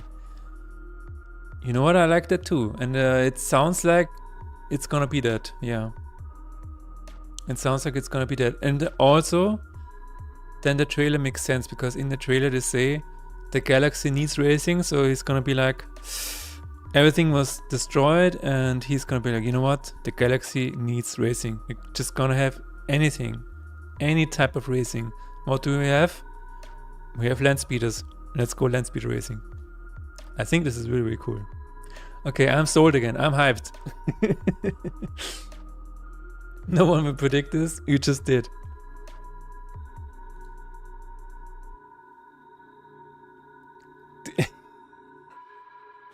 The galaxy needs races. It's time. It's time, ladies and gentlemen. It's time, ladies and gentlemen. The world has been too kind. The galaxy... Oh shit, it died. The galaxy needs racists. Oh my god. Did I not save? I did save, didn't I? Oh, it's because the hit happened here. Oh no. So I guess this hit can also be here. Yeah, that makes sense. Awesome. We're extra hyper today. You're a bot racist now. Oh my god. Can you imagine living in Star Wars and not being racist? Like at some point, you're going into a canteen and there's this slimy guy touching the salad with all of his slime, and you're like, you know what? You know what? Yeah, I can understand it now. I don't like these guys. I don't like this guy touching my buffet with all his slimy hands. Just get rid of them. They should not be allowed in the canteen anymore. And there's the other guy with a nose like this, and he's like, and he's coming up to you, and then you're suddenly inside of his nose, and you're like, you know what? No, I just want to chill in this canteen. Get rid of these guys as well.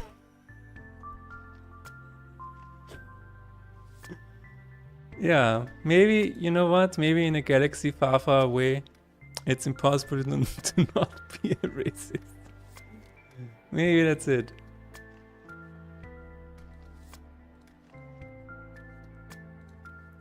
Let's load again. A vampire. And if I hit it with void, it should just heal to full HP. Yeah, that's what it does. Really cool. And if I hit it with ray, it just dies. Nice. I like it. Slimers need not to apply. Indeed. Get out of here, Slimers. It's not your time yet. And the Slimo is gonna say... They're dragging out the slimy guy, and then he turns around and he's like, I will have my revenge.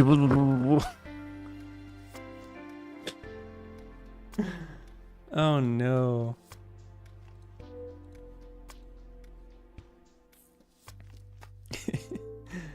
When this creature is played, draw a spell from your deck. That sounds very nice. I like that. Let me see if this is still working. Inspiration, yes. Let's put the vampire here and see if it heals itself. Yeah, it does. That's really cool. We have a codex. I'm gonna wait a little bit.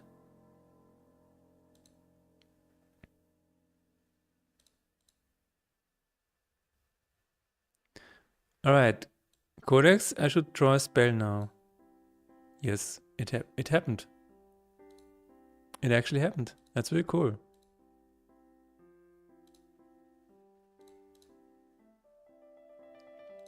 Upgrading still works. Very nice.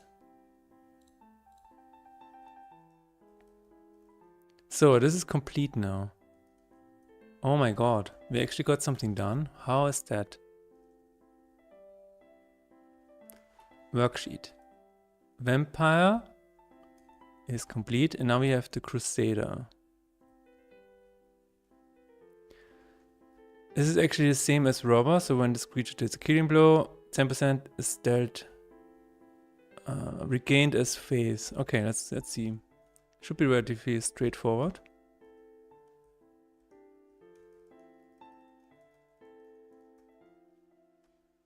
Is that a single file that is one giant object? Which of these files? They are all giant objects.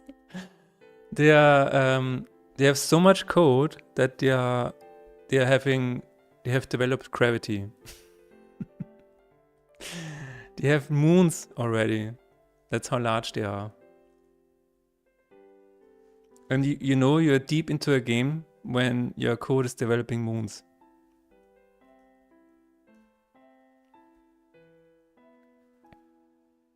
When you have classes of water standing here, and then you have the tide coming in, then you know that your files are too large.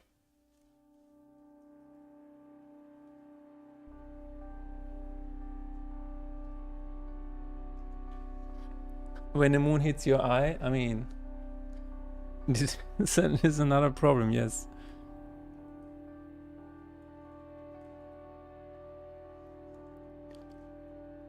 We're going to edit here as well. This should be a Crusader.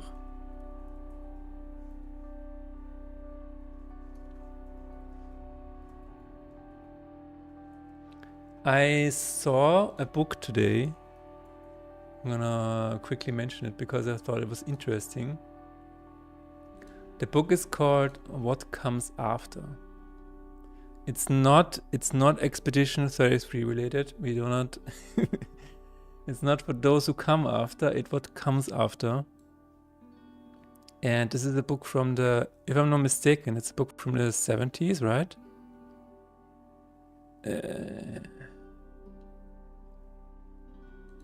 Wow.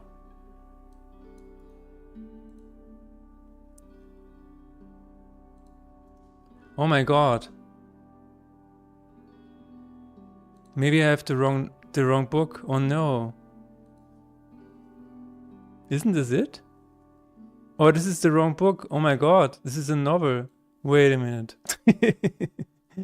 So there is a book that is called What Comes After from the 70s, which The Matrix is inspired by. I don't want the, oh my god. I don't want the AI telling me about this.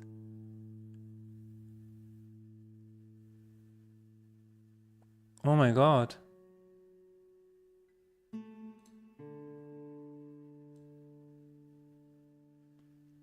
They turn out, no, I haven't read it yet. I just saw it today and I thought it was interesting that The Matrix was actually inspired by a book from the 70s. That is what I wanted to say. So I will have to investigate again what that really was. Maybe that's it? No, I guess not. No, this book is definitely not it.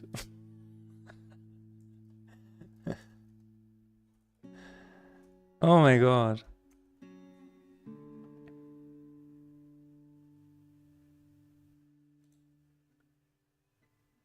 Anyway,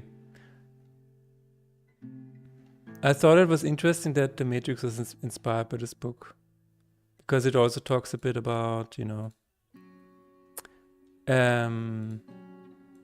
if there was a machine that could give you the exact experience that you wanted, that knew your brain exactly and how it would react to certain things, and it could create the exact experience that your brain wants to have, would you plug in? That is the question that this book raises. And again, it's the same question that The Matrix raises, but like 20 years earlier, or 25 years earlier, which I found really cool. But I'm gonna have to look up the name again. Wasn't that book, It is Simulacra and Simulation? I don't know. I mean, maybe it says on the Wikipedia page of The Matrix. I don't know.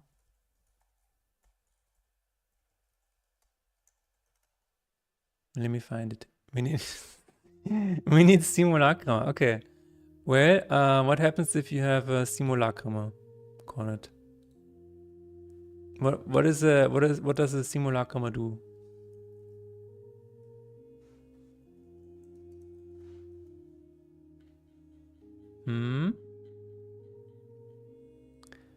So my proposal is that if you have a simulacrum, that when it gets activated, you have to play a different game suddenly.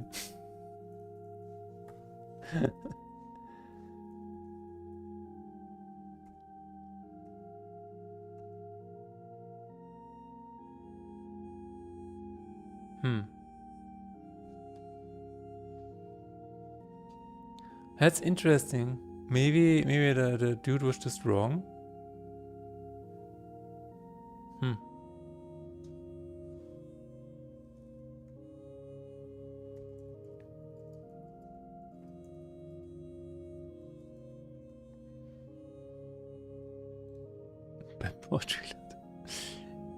No.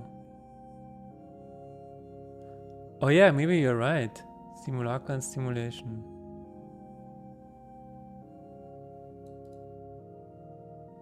No, that's not it. I think the book was specifically about the experiments or the idea that you can create a machine that just makes a perfect environment for your brain, like the perfect amount of dopamine, the perfect amount of experience, and you would never have to unplug. I will investigate this after the stream. That's interesting. I thought it was the book, but never mind. Never you mind.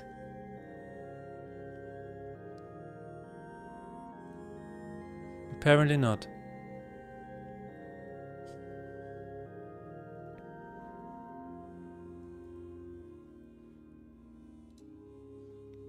Okay, let me know when the image is on your website, Corner Theoreto, because I want to see it.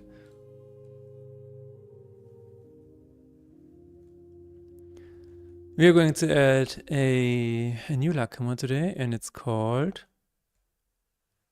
Crusader.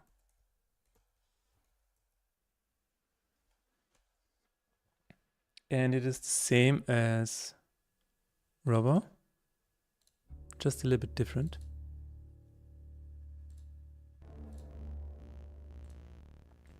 Copy this. And we're gonna say Crusader.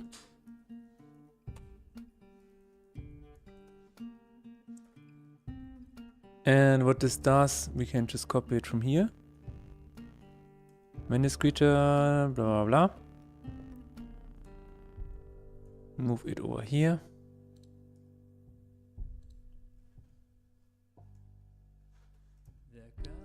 Wenn diese Kreatur einen tödlichen Schlag ausführt, erhältst du 10% des verursachten Schadens als Glaube. It sounds weird, but that's what it does. Maybe I'll ask a machine to simulate all the torture in the world to prepare for eternal hell.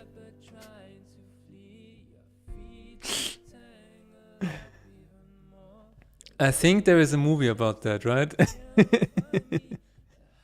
But which brings me to another point, that pleasure and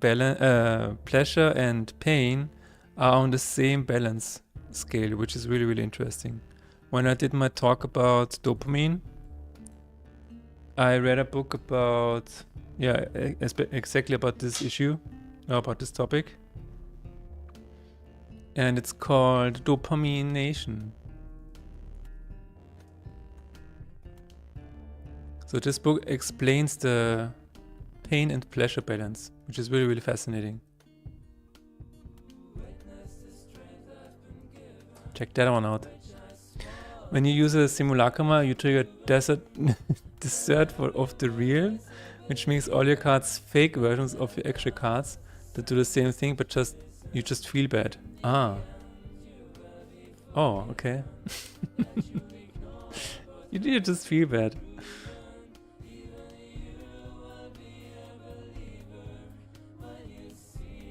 It is what it is, you know.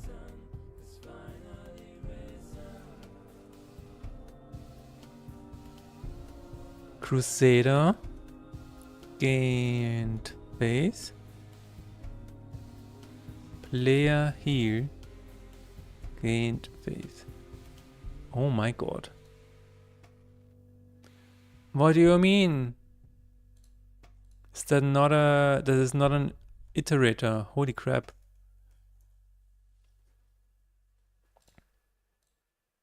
Unity was right. Unity was right.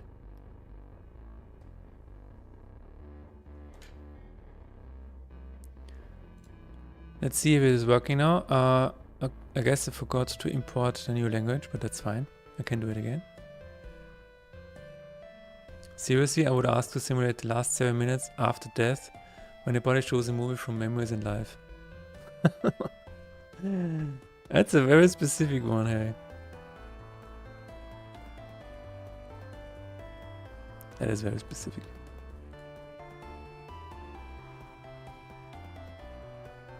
You are simulating Tetris, that's true. How did that happen? How the hell did that happen?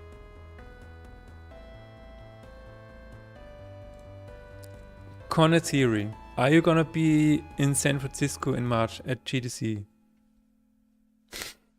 It's just a wild guess. Maybe you are there.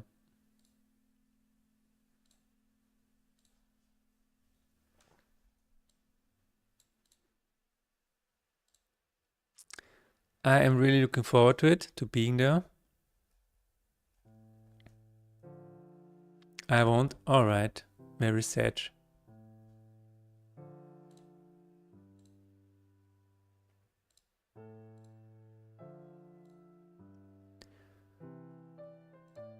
And speaking of Star Wars, apparently they have a Yoda statue there, which I'm gonna definitely check out. I cannot wait. At the airport, they're gonna ask me, are you here for business or pleasure? And I'm like, I'm here for Yoda.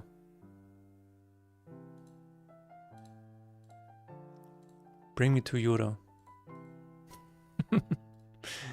Bring me to your Yoda. Book literally called What Comes After, so my ass doesn't... So weird. Ah, I mean, yeah. Pleasure it is then. That's true. I mean, pro convolution, you're right, yeah, that's actually true. If the book is called that, that is actually the right answer. I'm gonna... Wait, this is 10, right? So I should get 10%, which is 1. 2, wow, that's crazy. Gets a little bit of despair, faith again. I don't know if it's too powerful, we will see. It will come out in playtesting. We are not playtesting, we are currently, so there are various types of characters that you represent while making a game. And currently I'm the mad scientist. I just add stuff. I add stuff and everything is exploding left and right. The buildings next to me are exploding while I stand there and keep mixing stuff. And afterwards I'm gonna throw out my... I'm gonna leave the scene like the Joker and still keep pressing the button until everything explodes. And then the cleaner comes in. He's like, what the hell happened here? What the hell happened here? Who wrote all of this code? It's gonna be, it was me. Okay, this one is fun.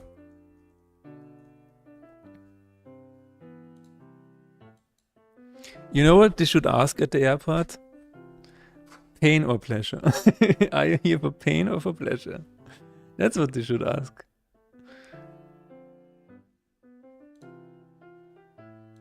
Not business or pleasure. So when this creature dies and it has more than 10 max HP, summon a copper with half max HP. Let me see.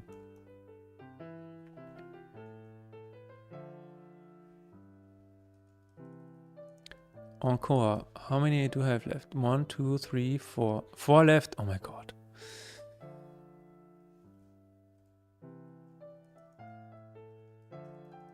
One.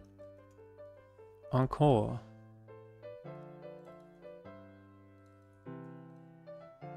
Let's put it here.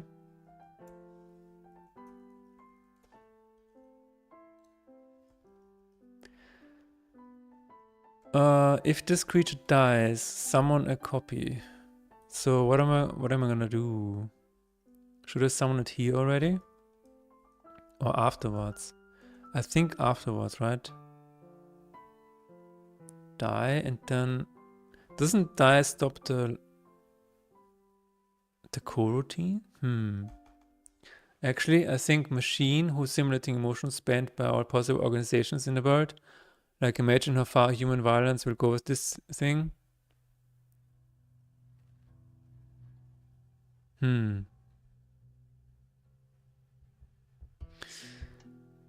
I mean...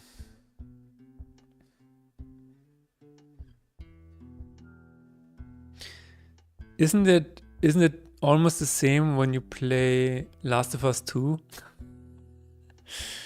People just want to feel different emotions. And I would say Last of Us 2 doesn't have the most pleasurable emotions. Or, I mean, any game that is hard without any purpose. Like, for example, Half-Quick. So people are just looking for any emotion because maybe the rest of their life is just extremely dull. Maybe they have a really boring job. So whenever they just sit down at home, they just want to experience something, which means that sometimes it's a painful game, sometimes it's a pleasurable game. It's the rights. So I guess we are already almost there, where people just look for extreme violence, even sometimes in movies. Like some movies, they go a bit too far for my case, but you know, it is what it is. If people want to have that, then that's fine.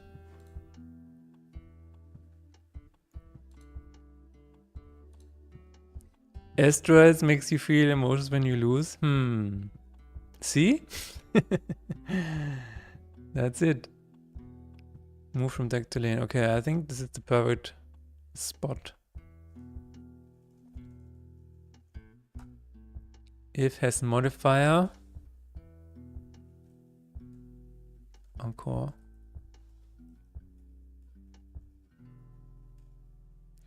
Then we're gonna say summon. Mirror, but we're going to say summon smaller copy.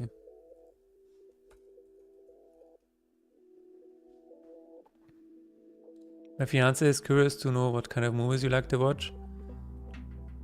It really depends on the day, I guess. I would say, so for example, let's start with my favorite movie of all time. My favorite movie of all time is Groundhog Day.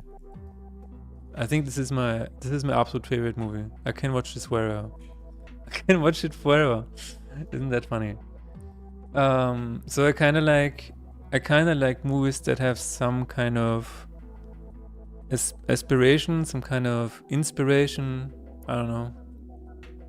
I like movies like Pursuit of Happiness, all sorts of similar movies like that.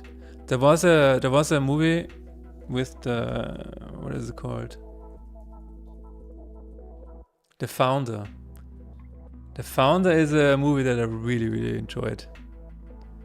One of the best movies that I've ever seen. I like the kind of movies, yeah. This one was really, really good. Groundhog Day is so good. I know, right? Groundhog Day is special. Groundhog Day is really special. It just the lesson of this movie is just so good. It's not try to force others to like you, but try to like yourself first. And that is a really, really good lesson. I was having this discussion with another friend actually. I don't care what I can see every molecule if I paint scratch on a texture. I paint the texture to be exceptional only if it helps the storytelling.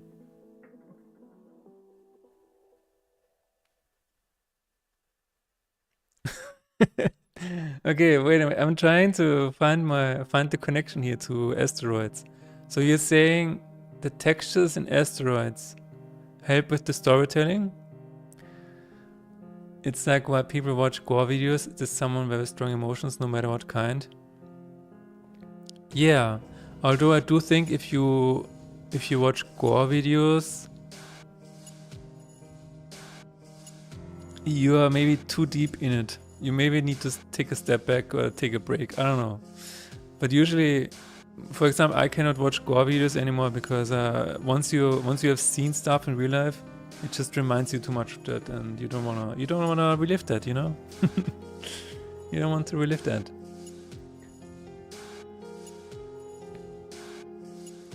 But I also like watching series like Physical 100 and Genius. So this is kind of the stuff that I like to watch. Aspirational, inspiring stuff. And I would say I even like sci-fi a lot, but some of the sci-fi stuff that came out is not really that, I don't know, that interesting.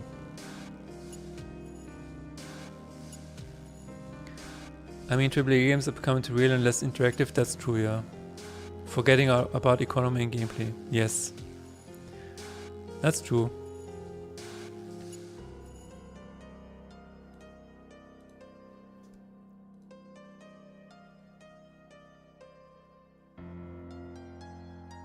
I will be right back.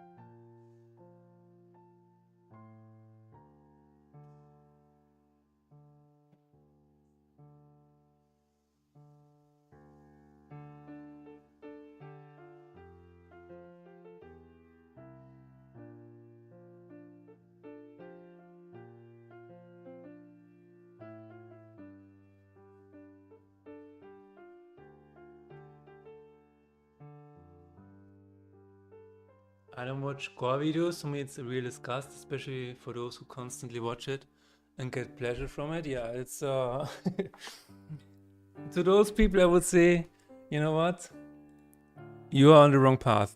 Just take a step back and maybe reconsider why you're here on Earth. I don't know. You brought up Last of Us 2, which I have not played, and it disturbs me that all I know about it from the cultural osmosis is that anecdote about super duper realistic rope physics. Yeah. So that got me complaining about my perception of if at games these days, yelling at clouds. Yeah, old man yelling at clouds. That's true. I think Last of Us just went a bit too far. That's what I think. Basically, just the directors surrounded by a bunch of yes men and yes women, and it's just, yeah, this is gonna be amazing. And then she's gonna kill him with a golf club, and everybody's like, yes, that will evoke emotions. Are you not entertained?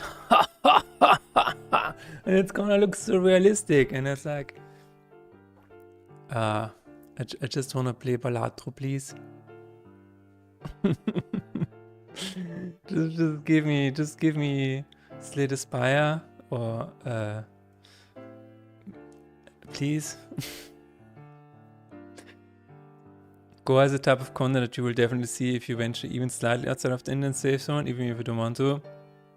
I will say that recently I was something that I don't do a lot, but I stumbled into the Twitter scroll, and I was like, wait a minute, there are people getting stabbed and shot on Twitter, and I was like, fair enough, and I logged out and closed the goddamn tab. I don't want to see that. I'm not a fan of gore unless it serves a purpose. Yeah, I mean, same with, I guess, sex scenes or whatever, which rarely serve a purpose in a movie. Usually it's just the director being horny. And wanna seeing the actress's boobs.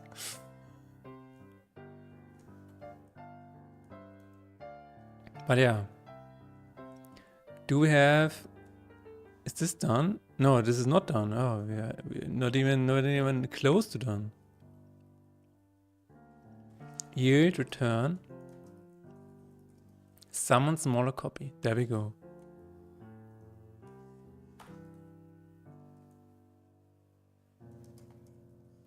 Summon lesser demon. I guess we can say summon mirror is the equivalent to this. And maybe we just copy this. Yeah, why not? You know, I like the Lord of the Rings meme where he just stands there and he's like, why not? Why not just copy this? Why not just duplicate code? After all, why not? You know? I'm in chaos mode right now. I'm in a scientist mode. Crazy scientist. I don't think we need that. Oh yeah, we do. This. This is the origin card. Does it need a target card? No. It just needs a... It just needs... Wait a minute. Copy card. Where is the copy being made? Of the target card. Alright, so I'm gonna remove the origin. And just say target card. That's it.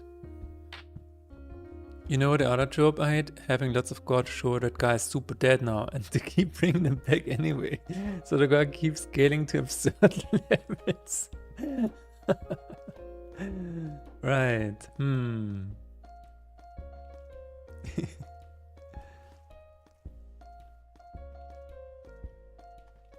What?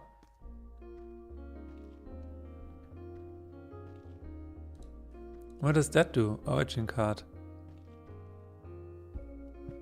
Aha, I see. Okay. Never mind. So let's say target card, and also gonna say target card.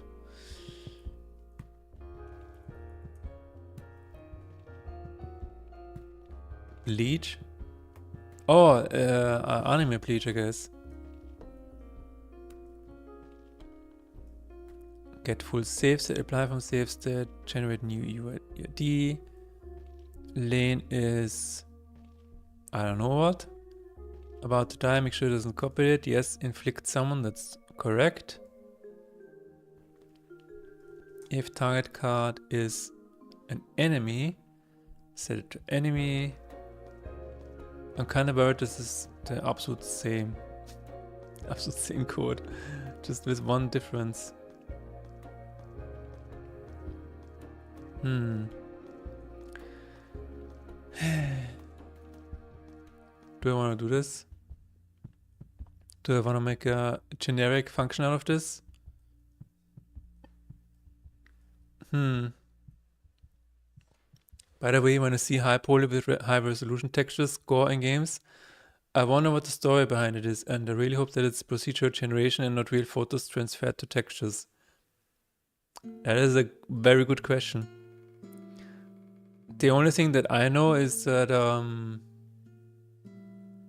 there was a game, I don't know which one it was, but they had to use a lot of references of existing wounds and stuff.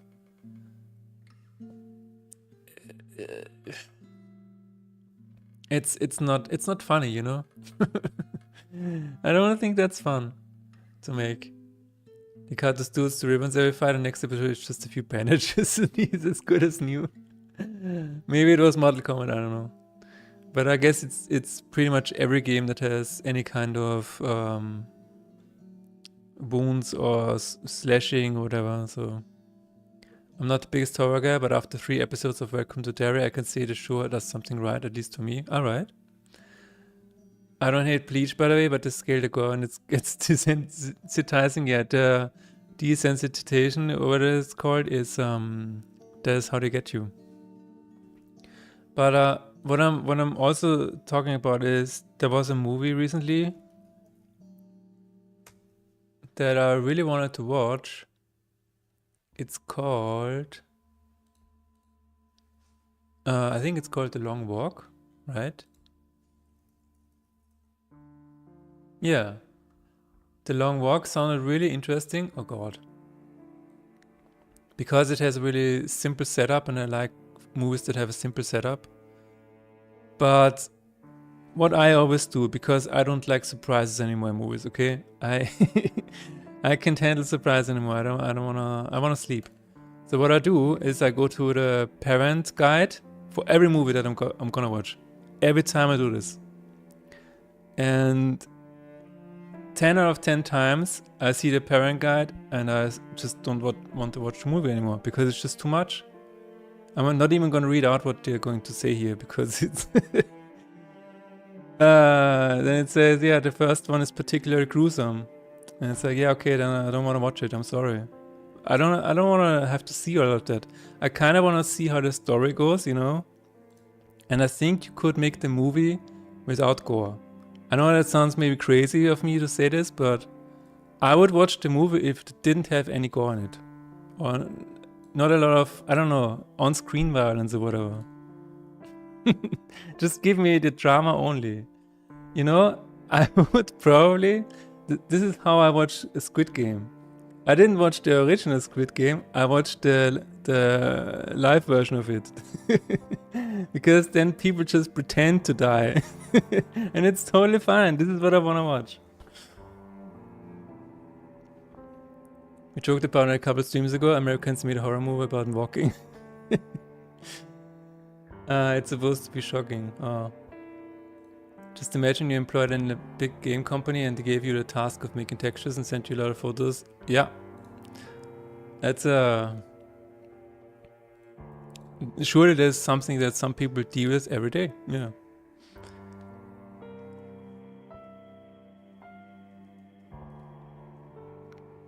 But the Squid Game live action was actually really good. I think this is... I keep saying there's live action. It's yeah, it is the live action adaptation.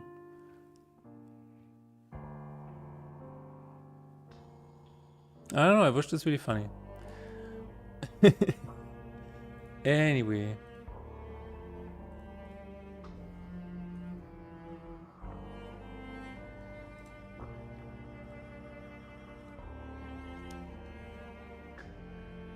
It can't be shocking if it happens every minute. What do you mean? Midsommar? I will never watch Midsommar. I have read the parent guide. I will not watch it.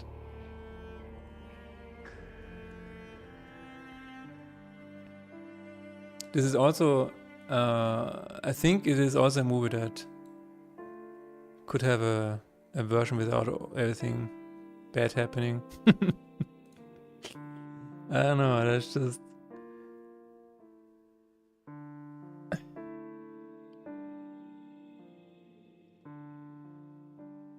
Nice, nice.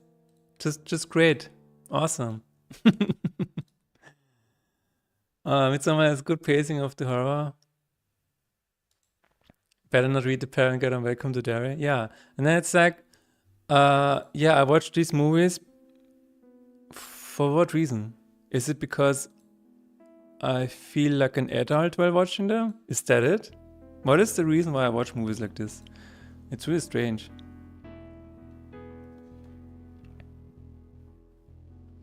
So that's properly shocking, I mean.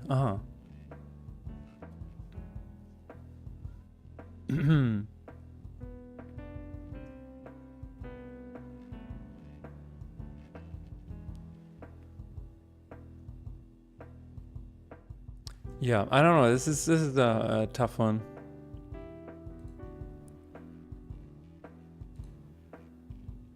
So at this point, I don't really like the gory stuff or horror stuff or whatever. I just like the drama stuff. The psychological drama. That's what I enjoy. The mind games, the challenges.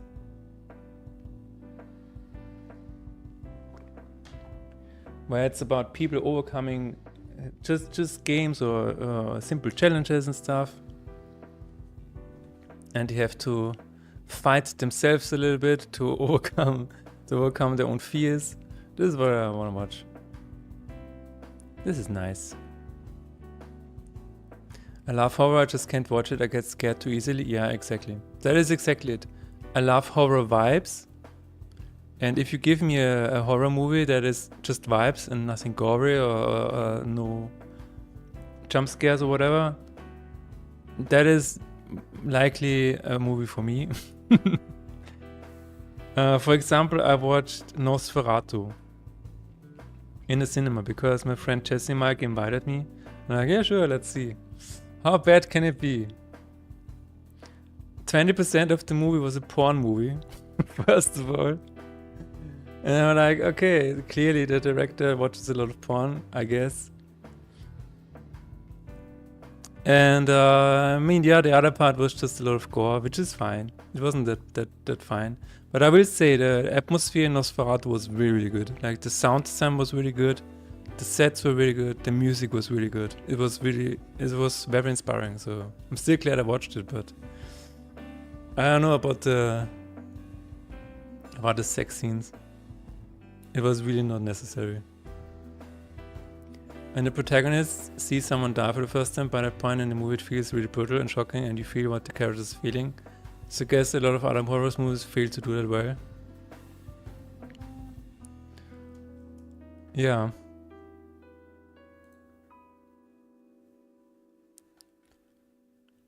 Okay. I kind of want to move this into a separate function, but I'm not sure if I want to do that. Let me see. Yield, no, AI numerator, summon, copy. Card origin card, cards target card. Oh, so I'm not a fan of horror? Okay. That's funny.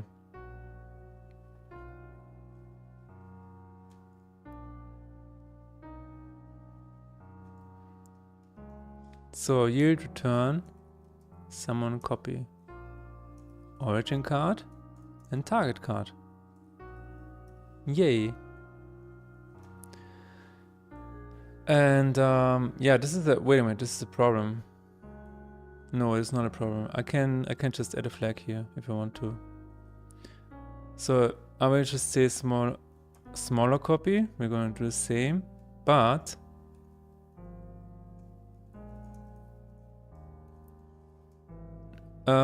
bool reduce HP or half HP. Yeah, that's it. Is like true. Then we're going to go to summon copy and say bool half HP is false by default. And then if half HP. Then we're gonna say card script. Save state. Max health is divided by 2. We're gonna round it up because that's how we are. Seal to int. Max health. There it is. The scariest horror films for me are those made from clay animation. So many nightmares.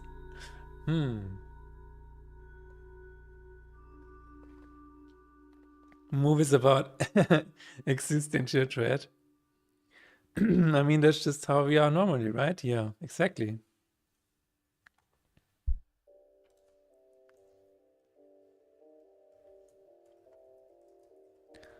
Put it on lines.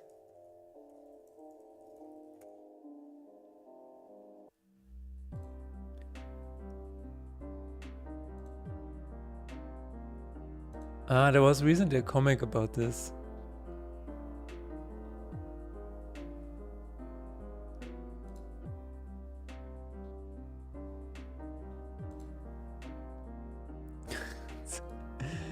I'm trying to find a comic here because Poorly Drawn Lines is a really cool comic, by the way. Maybe you've heard about it. There was a comic about existential dread recently. Can't seem to find it. Never mind.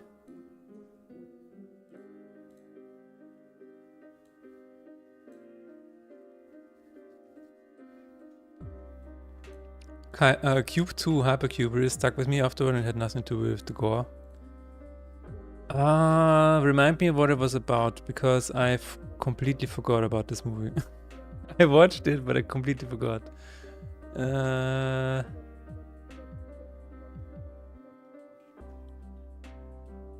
Yeah, no, I don't remember. I watched all 3 cubes. Was there a 4th one? I don't think there was a 4th one, was there? I did watch 1, 2, and 3. I remember the 3rd one was really bad. That's all I remember.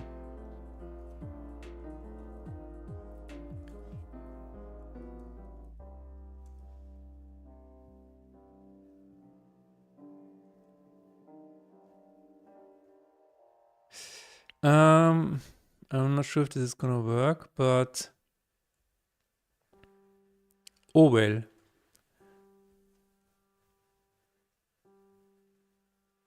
No, I know what Cube 2 was about. But what made it stick with you afterwards? That's them just being trapped in a science cube maze is not why it stuck with you, was it? I thought there was more like a philosophical background to that. I know that the first movie stuck with me because, first of all, it was really good. And second of all, it was because the one guy won. The one guy nobody thought would win. He actually got out alive. That was very cool. Spoilers, I guess.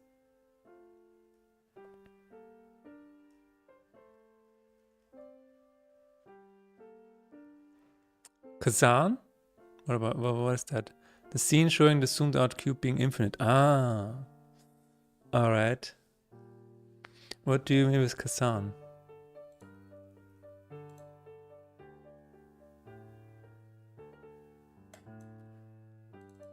Oh, invalid expression of bool. Oh, I'm sorry.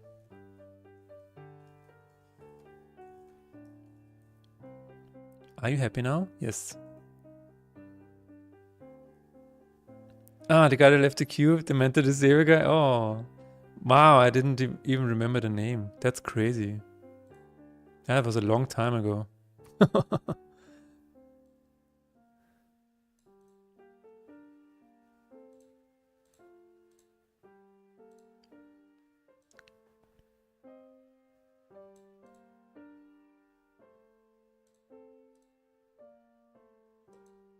Oh my god, I want to play Final Fantasy VI. Tarok, if you're still here, if you go to the gym, I will play it. Remember? I will play it on stream, the entirety.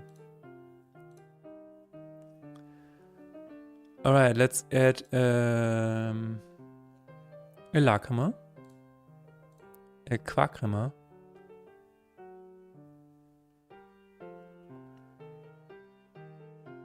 six, yes. A modifier, let's call it encore. Oh, we forgot. We forgot to translate it.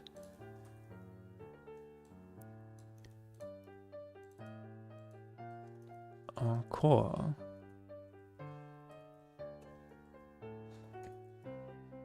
And this one, when this creature dies, and it has more than 10 max HP, so I'm gonna copy it with half max HP. Okay. I would gladly do a stream highlight video of you playing Final Fantasy 16. Final Fantasy 16? Oh my god. Do you just wanna... do you just want me crash out about this game? Is that what you wanna see? I was talking about Final Fantasy 6. Final Fantasy 6. Oh, that's fine. No, I was talking about this one. There it is. It's the old one. Ye old Final Fantasy. And they have a remastered version. Completely new graphics and audio. It's crazy. It looks like this. By the way, I noticed something in your YouTube video. That gore content is a scale where at the very beginning there's gore like Tom and Jerry, and the middle is games like gore like Doom, and the end is videos of real murders repile against cartel debtors and such. Yeah, it is that is what you're sensitive to. It's like at the beginning you cannot handle anything at all, but you slowly get accustomed to it, and violence is actually just like anything else. Violence can give you dopamine, which is why... Oh my god, I forgot his name. Damn it.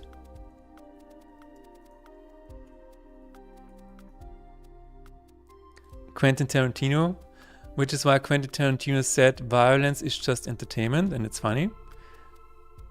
Violence can just give you dopamine, and as with anything else, you can get accustomed to a certain amount of violence, so you need to get harder violence, slowly but surely, even more explicit violence and stuff, to get your dopamine fix. So this is the downward escalator.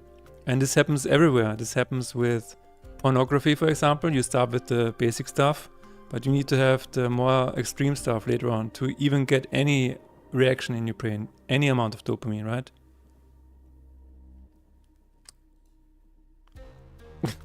Skinner, what? That's something harsh to say. What do you mean?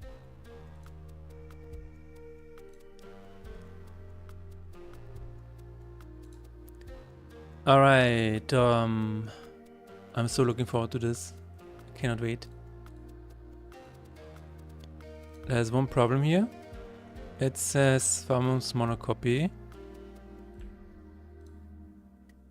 Violence is just another instrument in the hand of a creator. I would say yes. It is certainly a tool. It is certainly a tool that you can wield. Yeah. I can tell you, I've seen some shit and no dopamine for me. Yeah. That is because you are up there on the scale and the things that you've seen are down here.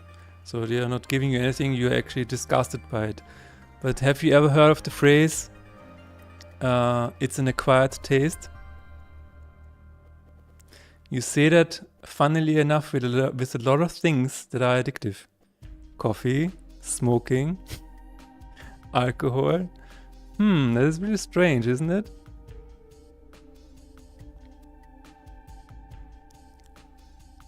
That's something harsh to say, what Tarantino said. Ah, you mean violence is just for entertainment? Yeah. That is what he said. That is why, because an interviewer was asking him why his movies are so violent and so gory and stuff, and he just said, "Yeah, violence and gore is just entertainment." I mean, you've played Half-Quake? Oh. Oh. Tell me all about it. If it is this and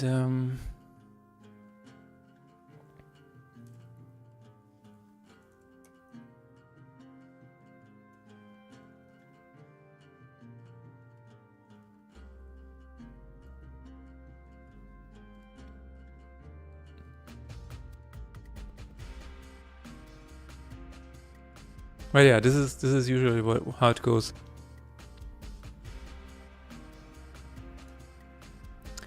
You start at the top, at basic stuff, and it usually gets worse. And it happens with everything. You start with maybe one coffee, and you throw up all day. But then it's like, yeah, your friends drink coffee all day, so maybe you start drinking coffee as well. You have your first cup, it's fine. And then you have your second cup, and soon enough, you drink 3 or 4 cups of coffee a day. Same with smoking. At first you're like, no, I don't need it. You're coughing up your lungs and it's like, oh my God, this is disgusting. But then you try it again because your friends keep telling you to smoke. And then it's like, oh yeah, I will take 1 cigarette.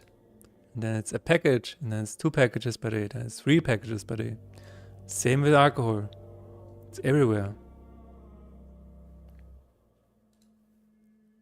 It is everywhere.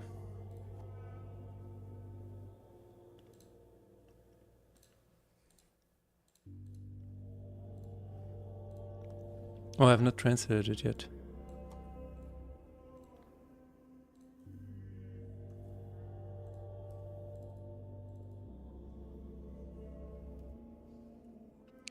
Max-Appeat, beschwöre eine Kopf mit halbierten Max-AP.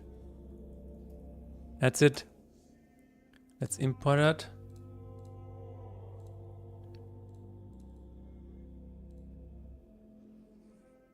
Downloading spreadsheet. Very well. There it is.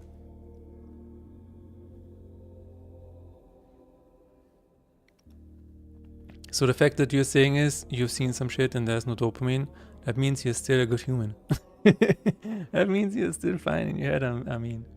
Before you know it, you start carrying around a smoking cylinder with a mask. Yeah, and then, before you know it, it definitely gets extreme. If you get dopamine from this kind of content, makes you want to see a doctor, although how many mentally unstable people haven't done something very bad because they replace it with gore videos? That's a whole different discussion, I think. Yeah, I don't think I wanna I wanna get into that.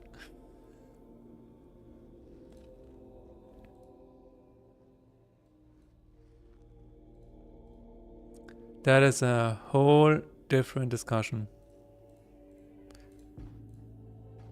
I don't know if you're onto something or not. It's very difficult to say.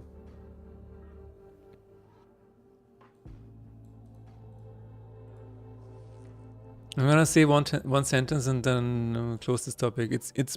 I think it's similar to saying maybe violent video games prevent mass murdering. It's no. Never mind about that topic.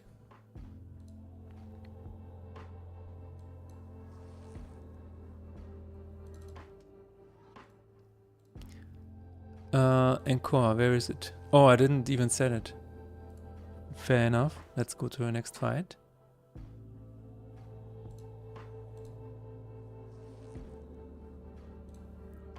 There it is. Encore. For those who come after. Redraw. So we draw it maybe. Yes, there it is. So if this dies, it will respawn with 22 health. Let's see if that happens. I'm gonna switch gears entirely and I'm gonna ask you how your plans are for Christmas. What are your Christmas plans? Do you have any plans? Are you gonna have any visitors, or you're just gonna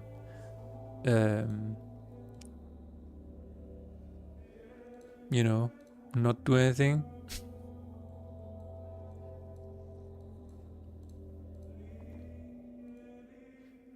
For me, I'm gonna visit my grandmother, and on the 24th we're gonna visit my wife's brother and his family.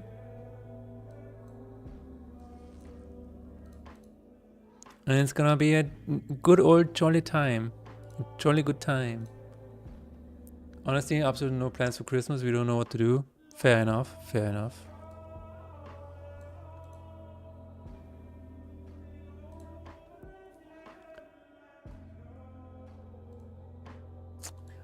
Well, Matt Chirpy did not get re-added to the game, did it?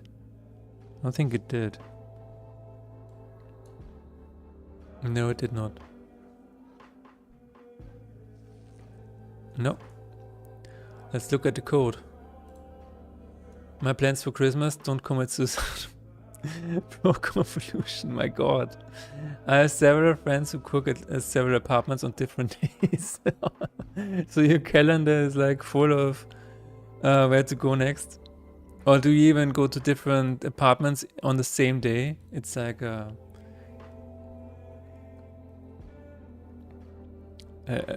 great apartment buffet.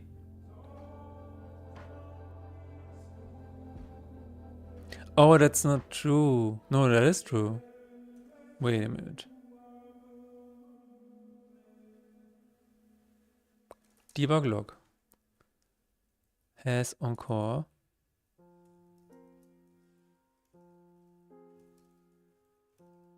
Let's see. ToString plus this and this. ToString. December dinner. Exactly. It's like the entire December is dinner. There was a funny one. Oh my god, I forgot the name. I should just bookmark stuff when I see it and I want to mention it. But I don't know if I want to mention it. That's the problem.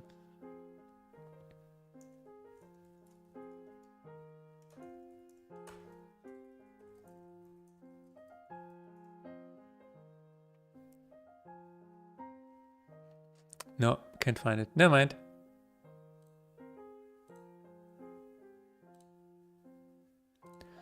So let's see why this isn't working. Basically, the video was about, it's a theater group, and I don't remember the name right now. And it was about the Irish tradition and why the productivity goes down towards Christmas. So they have at the start of December, productivity is here, and productivity goes down towards Christmas, and they call it I don't know what they call it. But it's just you know, they just start to chill towards Christmas. It's funny. My plans for Christmas are also my plans for the last years. I mean, that's good, pro convolution. These holidays that I usually spend with family and friends are extra depressing for me for some reason. I mean, to be fair, seeing old family and friends that you haven't seen in a while and stuff, it can be very emotional. It can be like, oh, I haven't seen this person since last year, and yeah, that can be quite sad in a way. I'm away from my entire family, so it's a bit sad. Oh no, oh no. Okay, guys, we need to find a topic that is not sad.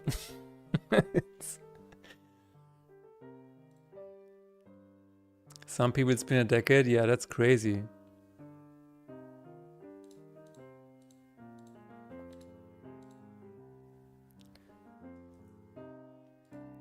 Let me find the reason this is not working. Has encore true in 44. Yeah, then why not summon it? Why not summon it?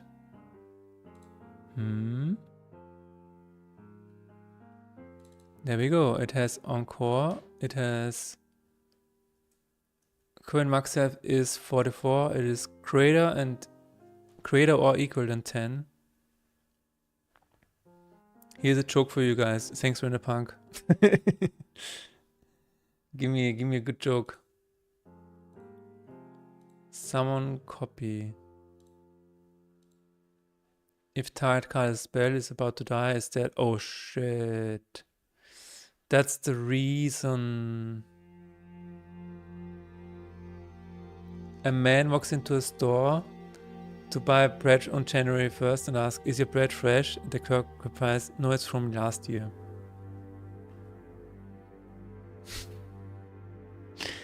I might rescue my dragon pets around the crystal prisms in multiple fantastic landscapes.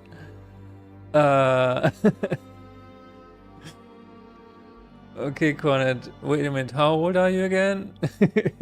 I guess you are 457, right? So I guess your parents must be 2700. I don't know the legal age for when dragons can start having children, so you need to you need to tell me. Oh my god. It's from last year, man. You are so last year.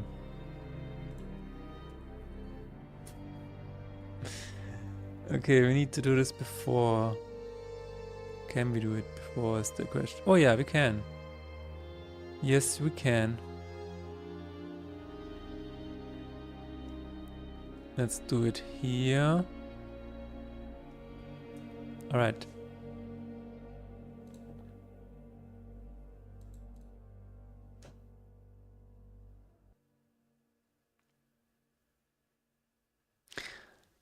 Well,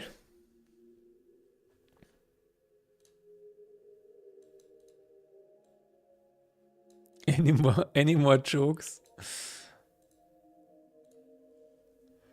I think this is done now.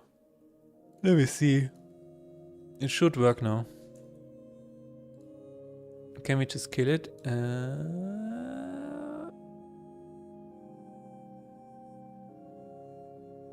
No, it's still not working. That's crazy. Why? Hang on a second. I saved it, right? Yes, I did.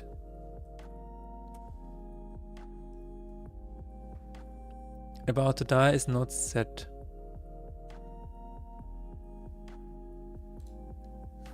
Summon copy.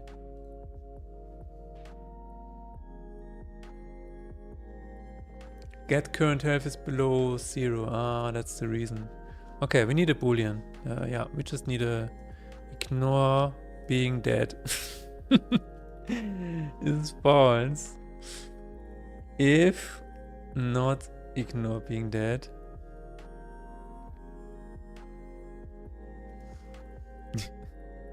I'm just gonna move this up here. This is not good code. I would not do this if I were you. My great-grandfather's great-grandfather used to joke like that, and they were still considering fucking old head. Oh no. Oh no, no, no. Let's move it back down again, and now it should work. The problem is we need to make sure that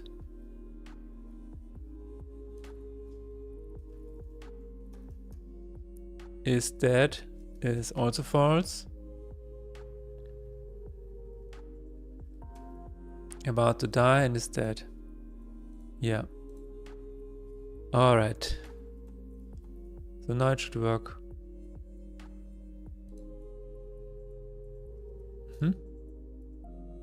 Sounds good to me.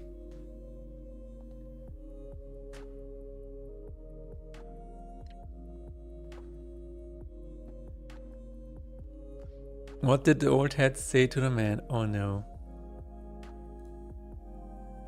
I got your card.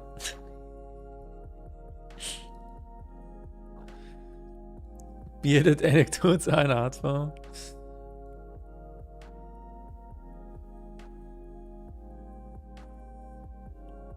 It's still not working. Uh-huh. Well. Well. Ah, it's because I didn't set it. That's fair enough.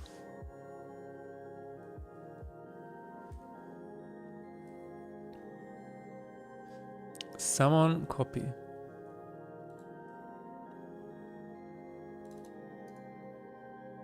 Alle Verweise suchen. Summon smaller copy. No. And oh, wait a minute.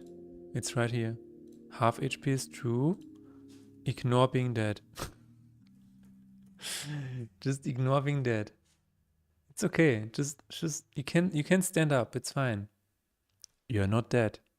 You're not dead. It's just in your head, man. Just stand up. It's only in your head. In the end.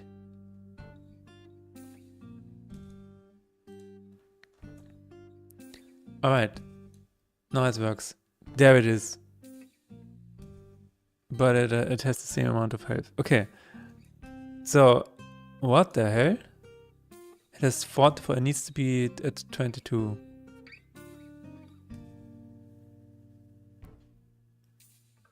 What did the man say to the old head? What? What did he say? What did he say?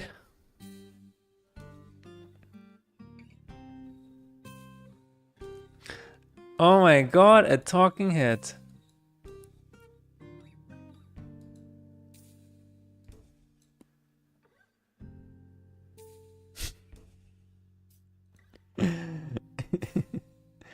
Oh no.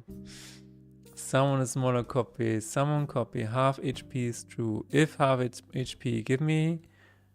Oh, I did not divide it by 2, ladies and gentlemen. Well... You cannot have half the HP if you do not divide it by 2. Let that be a lesson for you. I know it sounds really simple,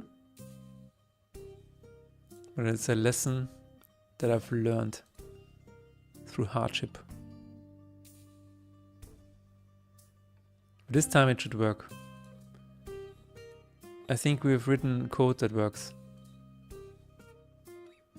Void? There it is. How often can we kill it? How often can we kill it? Vulnerable? Let's try it again. Alright, it has shield now.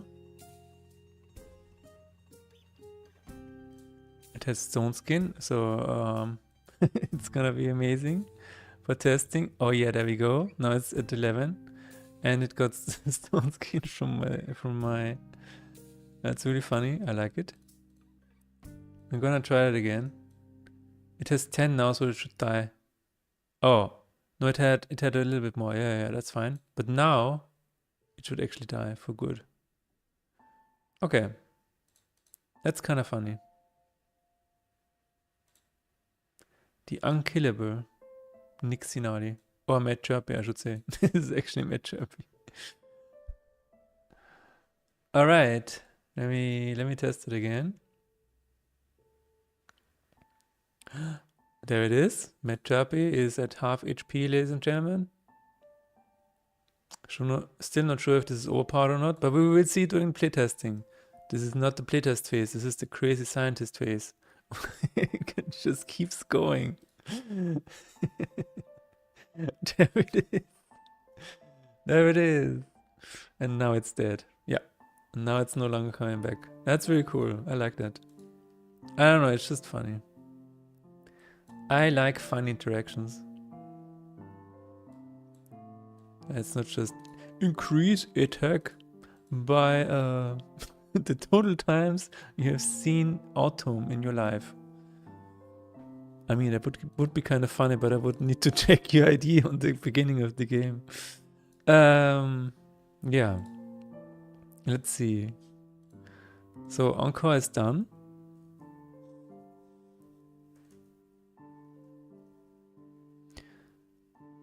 Oh, this is easy. Yeah, this is super easy. Martyr. You can do that. Here's my charge old head joke. I tried to translate from Old Russian. Okay.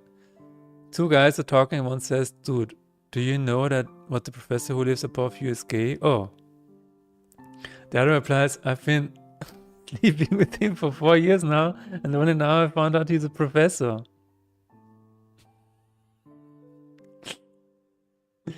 I mean, that's kind of cute. That is kind of cute. Also, wow, for a Russian joke, that's correct me if I'm wrong, but if you say this joke out loud, you're gonna get killed. Anyway, Martyr.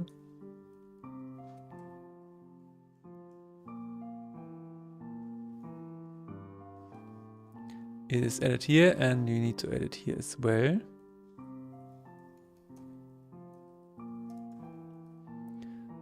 And then it's only 3 more. Wow. I might finish this before Christmas. Christmas! It's here again. Yippee! I'm so excited. You know what I'm excited about? Today? Today the plumber was here and he investigated our wall. And he took a look at it and he's like, well, there is no water pipe behind it. It must be a chimney. Right? And I was like, no. The chimney sweep was here and he said it's not a chimney, so it must be a water pipe. But then the plumber today said, yeah, but there's no water anywhere. So what you're gonna do is, on the December 30th, they're gonna open this bad boy up. They're gonna open it up and then we will see what's behind this door. And I'm so excited. I'm so excited. I want to see what's behind it. Is it a decomposing body? I don't know. It's a piece of art, yeah. Did the entity break through now? No, it is still trying. I think I can see an entity here. I can see it. I can see it. Let me see.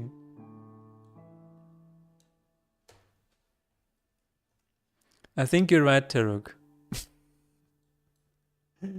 I think you're right. So these are the eyes. Let me see. These are the eyes. And this is the head. And this is the body.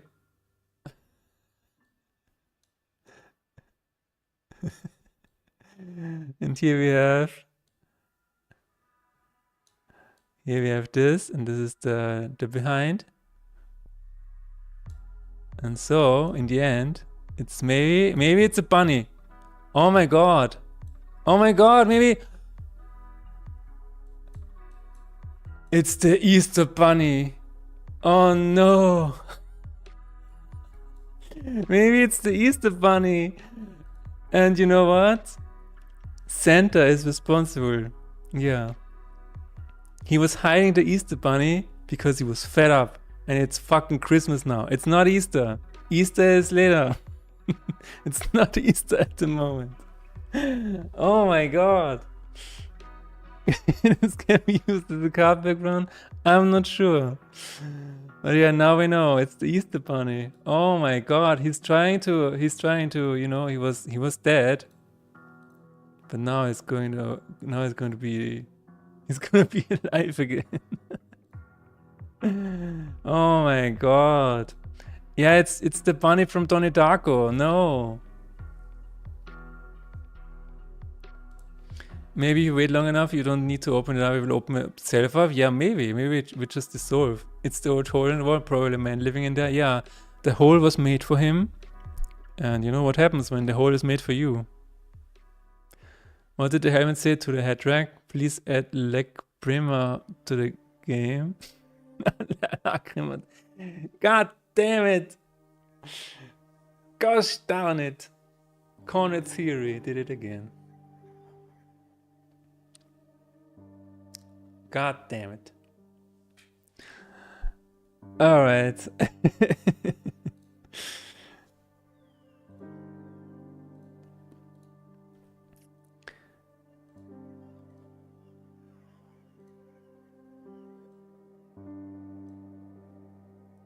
Well, on that note,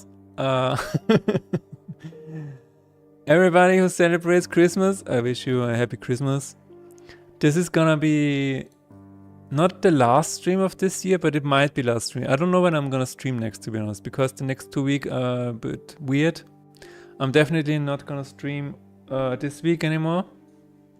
Let me see. I'm gonna check my calendar live on stream. Yeah, this week no stream this week. Maybe I stream next week on Monday, but I'm not 100% sure. It might be a 50% chance. Maybe a stream on January 5th, but I'm not sure about that one. There could be a stream on January 7th and January 9th. So maybe we'll see each other on January 5th or January 7th. But definitely on January 12th, ladies and gentlemen. It was a huge honor to sit in front of you today. It was so much fun talking about all of the crazy shit and finally figuring out what is living inside of my walls. Thank you very much for hanging out with me. It is always a pleasure, and I will see you maybe next Monday, maybe in the next year. Yeah, that's how it goes. Thank you very much, and bye. Wait, we're gonna raid somebody. We're gonna raid Chappy. In 10 seconds. Okay, this is very awkward. This is very awkward.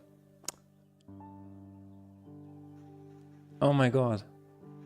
It is so awkward. Okay, bye.